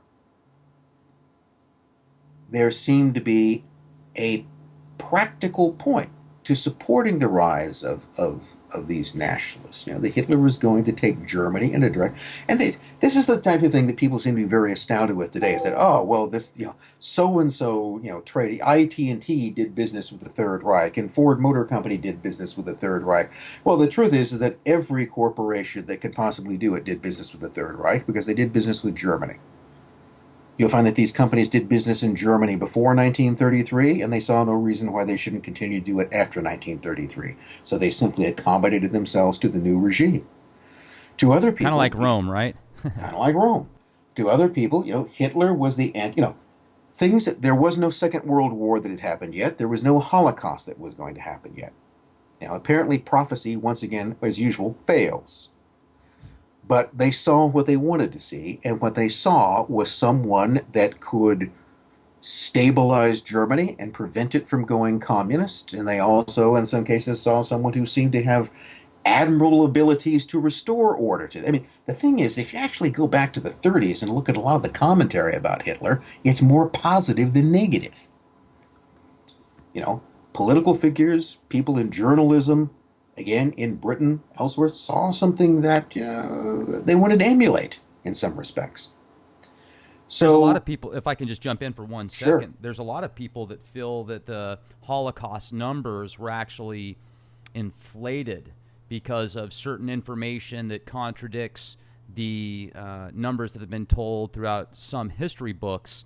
And I don't know enough about that. Have you done any research into that aspect? It's numbers, numbers, numbers. History is almost always about numbers, and the thing is that the more you look at them, the less definable they become. It is like trying to come up with an accurate number of how many people were killed in World War I, how many people were killed in World War II. All right, you can't. I mean, oddly enough, you would seem that it would be relatively simple to simply calculate how many, but you can't come up with that. The Holocaust is. The numbers have always varied. The number which is always sort of brought around it is 6 million. And 6 million is a nice round number, and it has a nice round ring to it. It's not exact. There is no exact. It's not as if the Nazis killed Jews until they got to 6 million and stopped. All right. It comes into questions as to how many people, you know, you can basically do this. If you go through most countries in Europe in the 1930s, generally had some sort of religious identifiers in their census data or in their issues of documentation. So if you go to Hungary, you go to Germany, you go to Austria, you go to Italy, you can determine from the people who declared themselves to be Jewish how many were there. So you can come up with a general picture of how many Jews, basically, not exactly, people who identified themselves as such or were identified by the governments that they lived in were there. And then you can do the same thing in 1946 and you can subtract the numbers. All right? So you know roughly how many there were in 1939, and then you know how many you find in 1946. Now, the basic subtraction that you'll get is somewhere between 5.2 and 5.9 million. And that, again, is because there are wide variations. I mean, for instance, due to the fact that the Nazis killed people who they considered to be racial or biological Jews, as opposed to people who may in any way have identified themselves as such, then you can actually include people who wouldn't have been counted there. But it's somewhere between 5.2, you know, generally between about 5.4 and let's say 6 million. 6 million is the sort of upper limit. 5.4 is probably the lower limit. That's where it is. There's a range.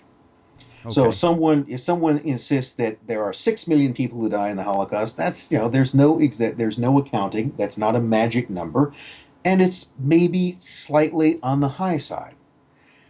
But this whole sort of argument as to whether it's 5.4, 5.5, 5.6, 5.7, we're talking over statistics. Uh, the point is that the murderous anti-Semitic policies of the Third Reich are pretty easy to document, and that there are a lot of people who are missing. But the point that I was trying to make is that in 1931, none of that has happened yet. I mean, Okay. it's one of those things that the Second World War hasn't happened yet. I mean, there was an argument. You could make an argument that, well, look, Germany. Okay, if Germany goes communist, the argument could be there's definitely going to be a war. All right, that's going to embolden Stalin. He's going to have Germany on his side. All hell is going to break loose if Germany goes, and there would have been a war. At the same time, if Germany remains unstable, if it ends up under a military dictatorship of a bunch of revanchist, you know, generals who want to ignite a war. I mean, think of it this way: Hitler would never have gotten his war if the German army hadn't given it to him. So the German general staff were the people who were really, and on his own, he had no ability to make this happen. He could only make that happen if the entire military establishment of Germany supported him. And that's why they did it. The German army is never National Socialist. The German army is monarchist to the core. They despise him, most of them, and he despises them. But they both have the same goal in mind. They want to restore Germany's position in Europe. They want to reverse the verdict of 1918, which in 1940, for a brief period, that they do. So it's one of those things that Hitler couldn't have become, Hitler didn't become what he did and didn't do what he did because he was the devil incarnate. He was a man, nothing more than that. He was able to attain the power that he did and accomplish what he did because all along the way he was joined and abetted and facilitated by others. Well, he was also Having, a master hypnotist, kind of like we were talking about earlier with his conversational hypnosis skills. If you actually study his voice with the frequencies, it's just through the roof. It's off the charts. And people would just get in that mass hypnosis stage. I did research on hypnosis for a lot of years where if you've got a group of 100 or more people together and they're rioting or protesting, the actual IQ level of that group drops by at least 10 points oftentimes. yeah. And it comes back to this role, Crowley and hypnotism, Honnison and a hypnotist. He was a hypnotist as well, of course. And then you've got, was part of what Honnison was teaching Hitler, these mass hypnotic techniques. This argument that magic rituals, that occult rituals are essentially simply hypnotism. Well, just extrapolate that. What is the Nuremberg rally?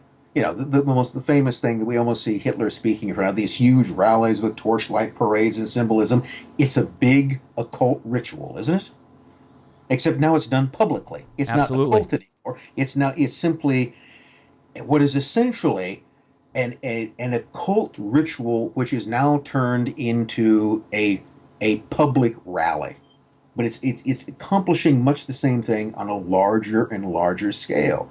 So maybe that's another way to think about this weaponization of magic, or the weaponization of occultism, that we can take it from being something that you would use to manipulate, 15 people in a cellar somewhere or in a room, instead of taking this ability to project control in order to capture people's minds, to literally mesmerize them, instead of just a small group of people gathered around an altar somewhere. Instead, thousands of people gathered around an altar at Nuremberg, and then through radio and television and film to project that to millions of people across an entire country. The weaponization of occult technique. Again, one of those things Just that like Hollywood, Crowley, right? just like Hollywood. There you go.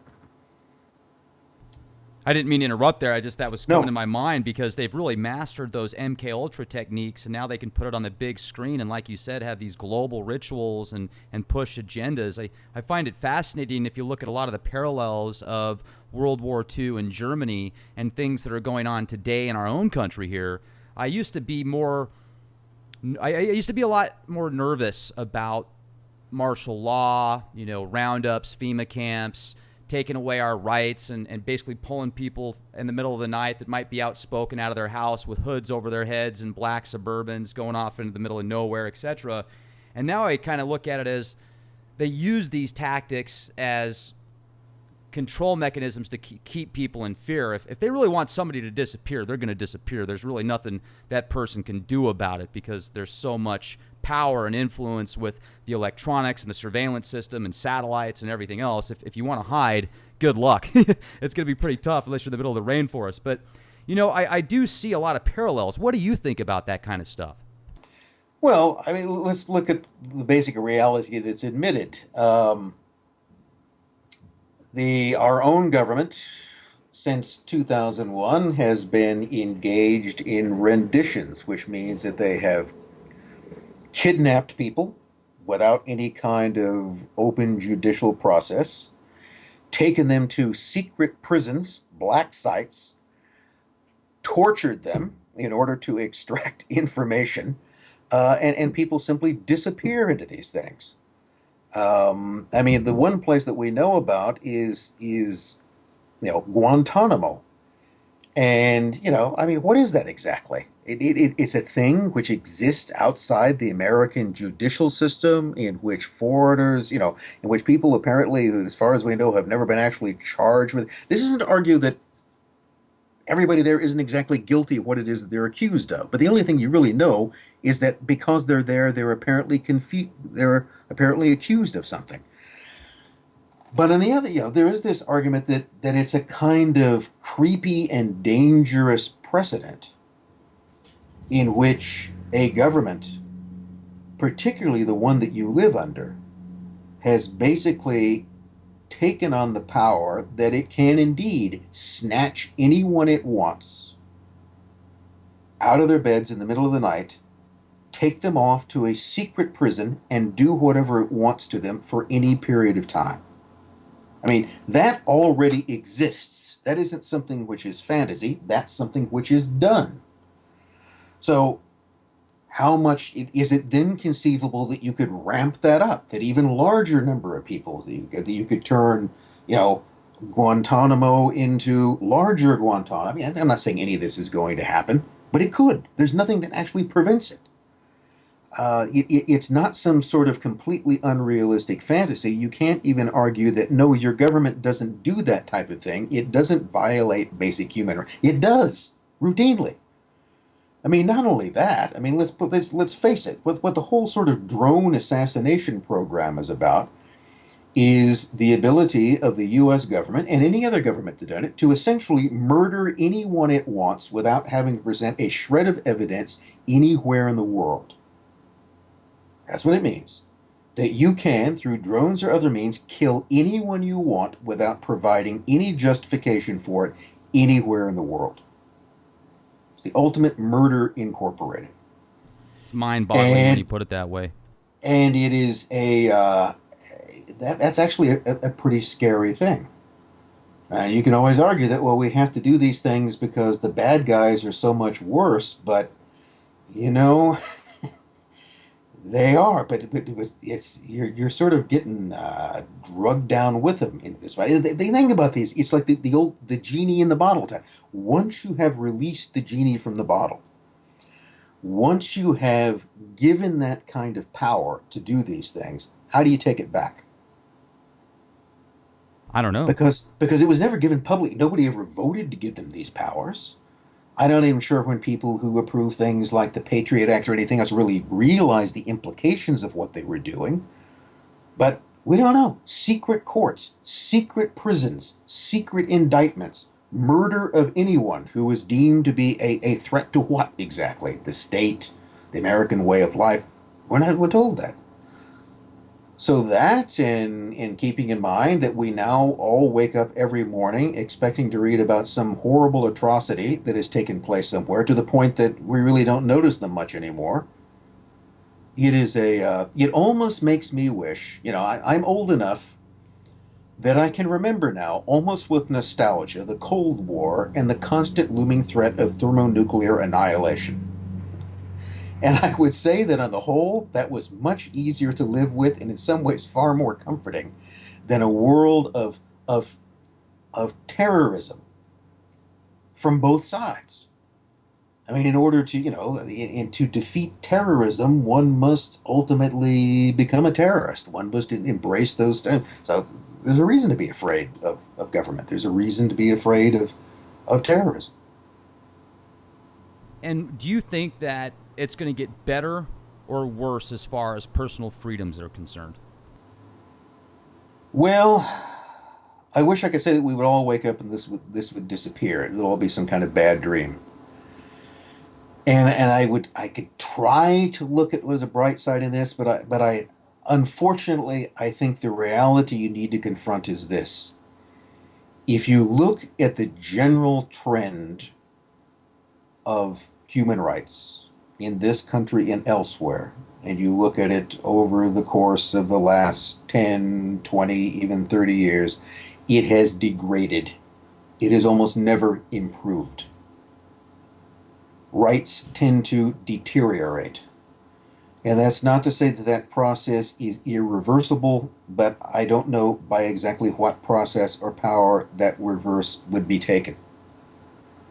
Because it seems to be a general trend which, our political systems and those who control it have basically accepted as a kind of necessity and a way of life.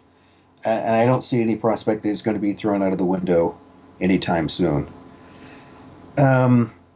Is one of those things, without getting all sort of preachy about it, which I was just like, people tend to take human rights or basic rights for granted, and I think more so Americans, perhaps more so than anybody else in that. But they're not. They can disappear very quickly. They can disappear as quickly as someone showing up, putting a bag over your head, and you ending up on a black site in Poland or wherever else they have it. Now, most people go, I would never do anything that would cause that to happen. The point is, what do you have to do for that to happen? See, when you have secret courts, if there even are courts that can bring up indictments for the indefinite detention and imprisonment of people, and you don't even know what that's for, then how do you know you didn't do it? Exactly. Yeah, I think you can be, you can really sort of descend into sort of paranoid alarmism in this, but it's not, it's not paranoia if they actually are out to get you or can. That's actually called pronoia. That's where you do have reasonable fear of these things happening. And I think even in terms of one's, public security, any kind of large public event, you got to think about it. You attend any sort of large public event these days, anything where there are hundreds or thousands or tens of thousands of people around, well, you're in what's called a rich target environment. And I think you need only look at what happened just a few days ago in Nice, France, to appreciate what that means. And that was where, on Bastille Day, a public holiday, where hundreds of people were out simply, celebrating or just walking around, that was an opportunity for a single terrorist in one truck to use that to slaughter as many people as possible. So again, that's one of the sort of current realities. Anytime large numbers of people get together in a public venue, there's a danger which is involved, and a danger which 30 years ago, 40 years ago, no one would have thought about, but which now you have to constantly think about in that way.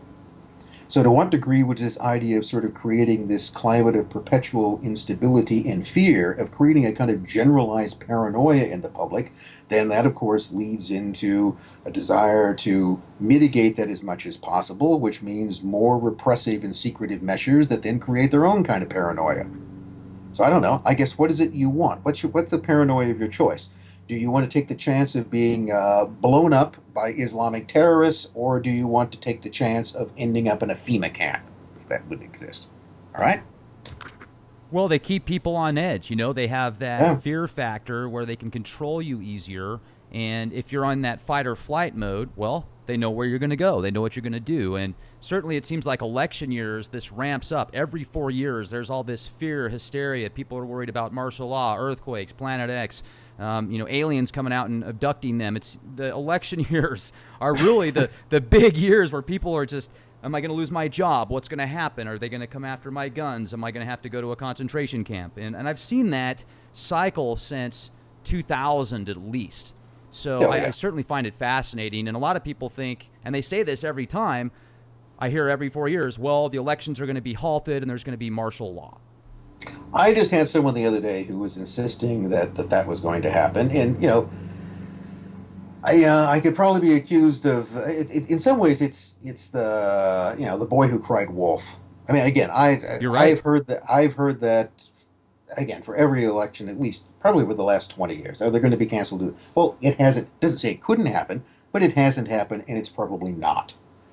The aliens are going to land. Well, it could happen, but it's probably not. Okay. I mean, most of these fears are the common things we have. It's like they're going to confiscate all the guns. Well, they again, that's not impossible, but it's probably not going to happen. And if it does, it would happen. The things to watch for aren't the things that happen suddenly. They're the things that happen incrementally. And I think in some cases, accidentally or not, by constantly focusing people's attention on some sort of acute threat, that we miss the little thing. I mean, this is how rights erode. Okay, Americans' rights have eroded not because there was a bill passed, a specific bill in Congress, or there was a decision or a public announcement that these rights will be taken away or be mitigated. This happened incrementally, very small over a period of time. It is a gradual erosion, and that's what sometimes this focus upon these acute fears, most of which really are imaginary. Most of what we tend to be afraid of, we are either afraid of. I think we're often sort of afraid of the wrong things, or that the threat presented is actually appears to be much greater than it actually would be. I mean, again, yes, is jihadist terrorism a threat? It is, and it strikes catastrophically in certain places, but it's not a generalized threat. That is, of all the public gatherings that take place, almost none of them have terrorists that show up. And of course, but it only takes that happening in a few instances for that to create the fear, to create the perception of concern.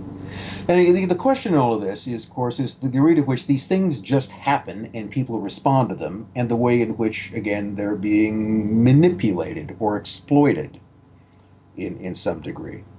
That's the mystery. Right.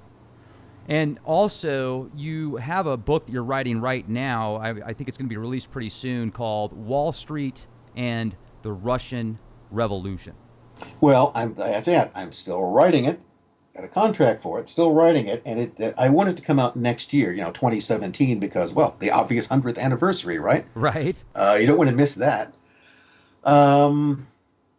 Yeah, I don't know, what is that, what is it that I guess the question would be was, what is it, Spence, that you could say that Anthony Sutton didn't? Well, I can name more names and give more connections. It's a very, it's a complicated story. I got to admit that, it's got a lot of names and it's got a lot of numbers. And it's one of those projects where there is that very fine line. There's two ways you can. This again is something is in a story and sometimes in class or something. Trying to present something. The question is, do I want to oversimplify this? I mean, you want to avoid oversimplifying. At the same time, you want to avoid overcomplicating. And both of those are relatively easy to do.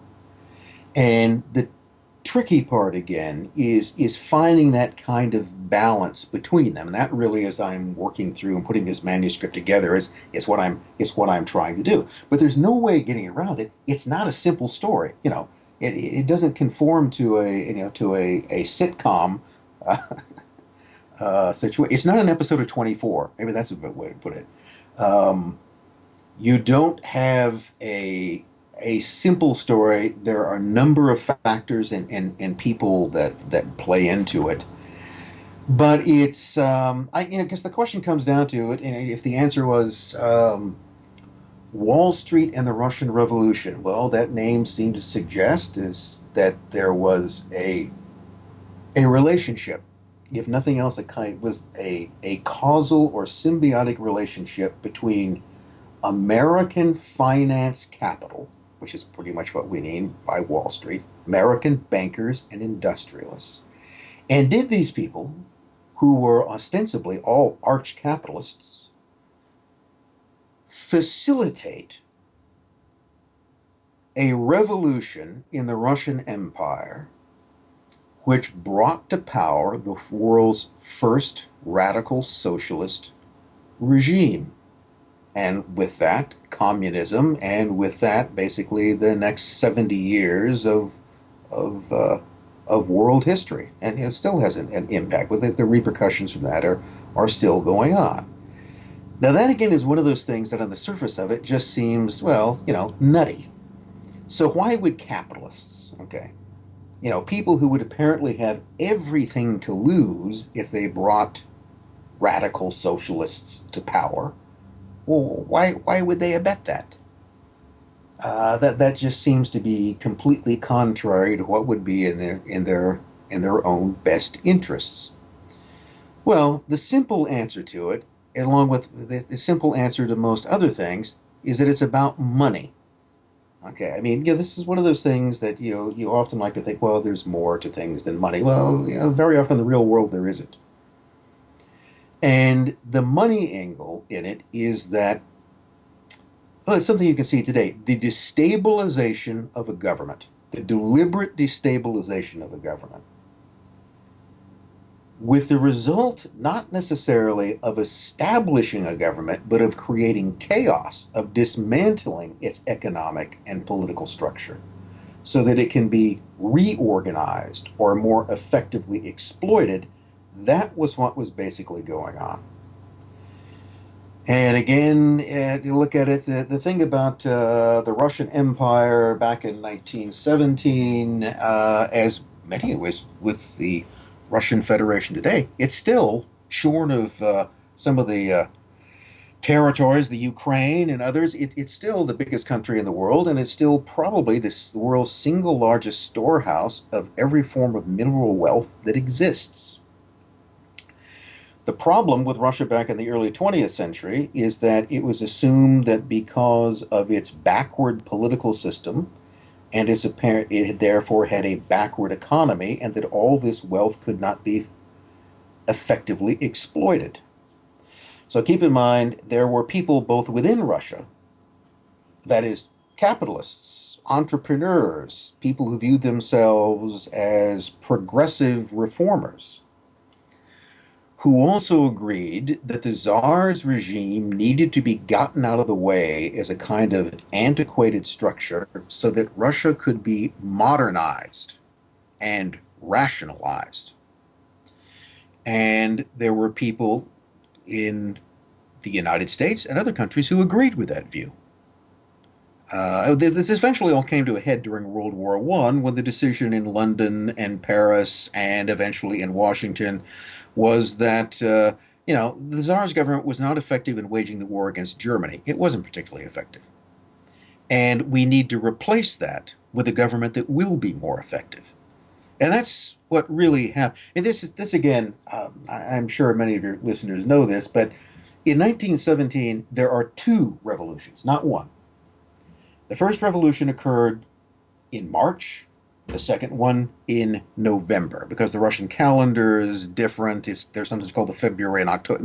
The reason the October Revolution occurs in November is by the Russian calendar at the time it was October. But there's a revolution that occurs in March, and there's one that occurs in November. The one in March is the one which overthrows the monarchy. That has nothing at all to do with the Bolsheviks. Okay? This is the one thing I've told students in my Russian history course is that, if you come out of this, the one thing you should know is that Lenin didn't overthrow the Tsar. And if you don't know that, I'll flunk you. I haven't had to do that with anybody. Oh, But that's good. instead, who overthrew the Tsar? Well, who overthrew the Tsar were people within his own political establishment. They were nominally parliamentarian liberals. He was overthrown by self-described Russian liberals, with only a couple of token socialists along for the road, and rather moderate socialists at that. So the people who overthrew Tsar Nicholas were not the Bolsheviks. They weren't revolutionaries of any kind. They were men who sat in the parliament that he had created and who basically schemed against him to get him out of the way as an ineffective ruler, and they took over. And then if you look at the response to Washington and to Wall Street, by the way, in terms, again, of American finance capital, couldn't have been happier about that. And this is one of the things it's amazing what you can find if you simply go back and read the newspapers of the day. And it doesn't mean that everything you read in an old newspaper article is correct. Very often it's full of all kinds of things that are wrong, but it tells you what people thought at the time. It tells you what the perception of it was. And the perception on the American, capitalist scene was that the fall of the Russian monarchy was the best thing since sliced bread. And this was going to not only help the Russians fight more effectively, it certainly was going to open up all kinds of wonderful opportunity for advancement. So when you keep that in mind, was there a reason for American financiers or for American money to contribute to the overthrow of the Tsarist government? Absolutely. And, the reason why capitalists invest in anything is with the expectation of what? Return. And that's what it was. Okay, there was an investment in political destabilization and change with the idea of ultimately reaping the rewards of the advantages of the resources that would be made available to you. Now, here's where the rub comes in. The other thing which tends to be greatly underestimated or often forgotten about in history, the real, in some ways, almost motive engine of history, is not calculation. It's not conspiracy. That's, history is largely pretty much conspiracy. I mean, anytime a small group of people get together in private and make a plan of any kind, it is, technically a conspiracy. So that's most political history. But that's not what happens is the law of unintended consequences. And the law of unintended consequences is that if you or I or anyone sets out to change one variable, okay, we don't like this and we're going to get rid of it. Okay, we don't like the Tsar's government because we think it's backward and inefficient and stupid, so we're going to overthrow it. Well, the problem is that once you alter one variable, you have altered many others, and you don't know what those are. And what happened in Russia's case is that you had one plot favored and facilitated by outside influences, not just American, which got rid of the old regime, replaced it with another government, which it turns out didn't really have the power or credibility or people to hold things together, and it all began to unravel and spiral out of control, and 8 months later led to the seizure of power by what 8 months before had been a marginal revolutionary group, really a group on the fringe of the revolutionary left in Russia. But somehow this had emerged from nowhere. I mean, Lenin was not anybody on the world scene before this. He wasn't even the dominant figure in the Russian revolutionary movement. Most of the Russian revolutionaries opposed him. But he then becomes a beneficiary of this law of unintended consequences. Well, then what happens? You engineer the fall of one regime, or you facilitate it in some way, or you place your bets on it, you expect a return, and that doesn't work out, and now you've not got this new group coming along. So what do? Do you oppose them, or do you work out a deal with them?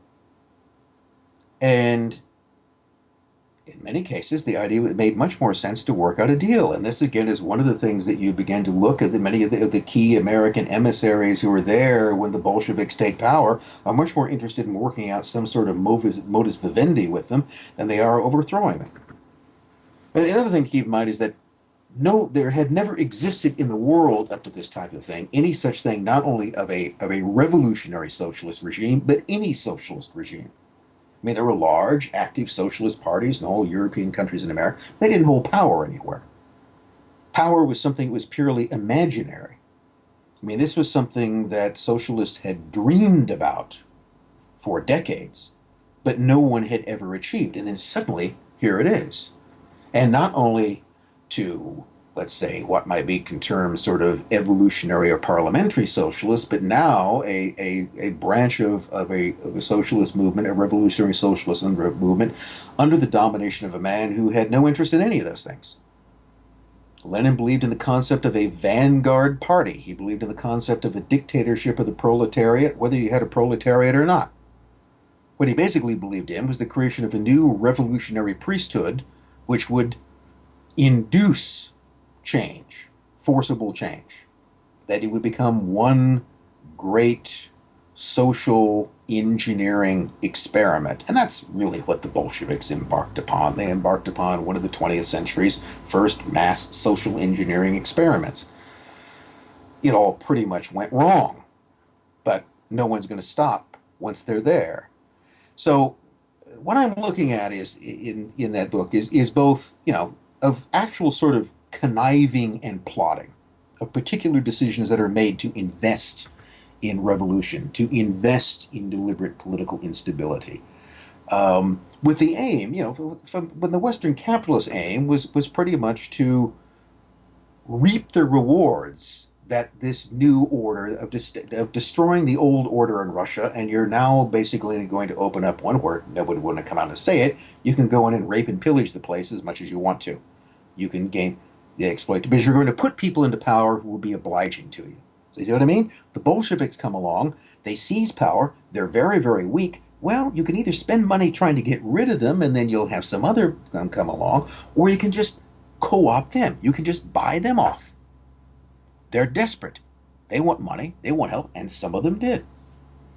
And it creates this connection between people, I think, as we were talking about Crowley, that isn't immediately apparent. But once you begin to sort of connect the dots or understand what the position of the two sides are, it really is quite logical. There is often very good reasons as to why an arch-capitalist would support a revolutionary movement in another country if they thought it would create the conditions necessary that they could profitably exploit. That's all it is. It's money. It certainly makes the world go round, and a lot of people will put conspiracies into things, but if you just follow the money trail, that's usually where it ends up. Yeah. Most 99 times out of 100, it will be about money. Fascinating. Well, Richard, I got to tell you, I certainly hope we'll have an opportunity to speak again sometime, and I wouldn't mind going to college just to be a part of your class, man. You're a great professor. This has been wonderful. I appreciate you coming on the Leak Project. I'm very happy to be on. Any other time you want to talk, just let me know. Oh, fantastic. And I'd recommend our listeners, if you'd like to know more about this information, there's several great books that have been put together by Richard. You've got Secret Agent 666. You've got Trust No One, Secret World of Sidney Riley. And then you've got two other books that I don't want to say the names wrong, so I'm going to let you tell our listeners. The other one is that, if you're interested in, the thing that got me started in all of this was Boris Savinkov, Renegade on the Left, a figure who moves within the Russian Revolution that, again, you've probably never heard of because he became historically inconvenient.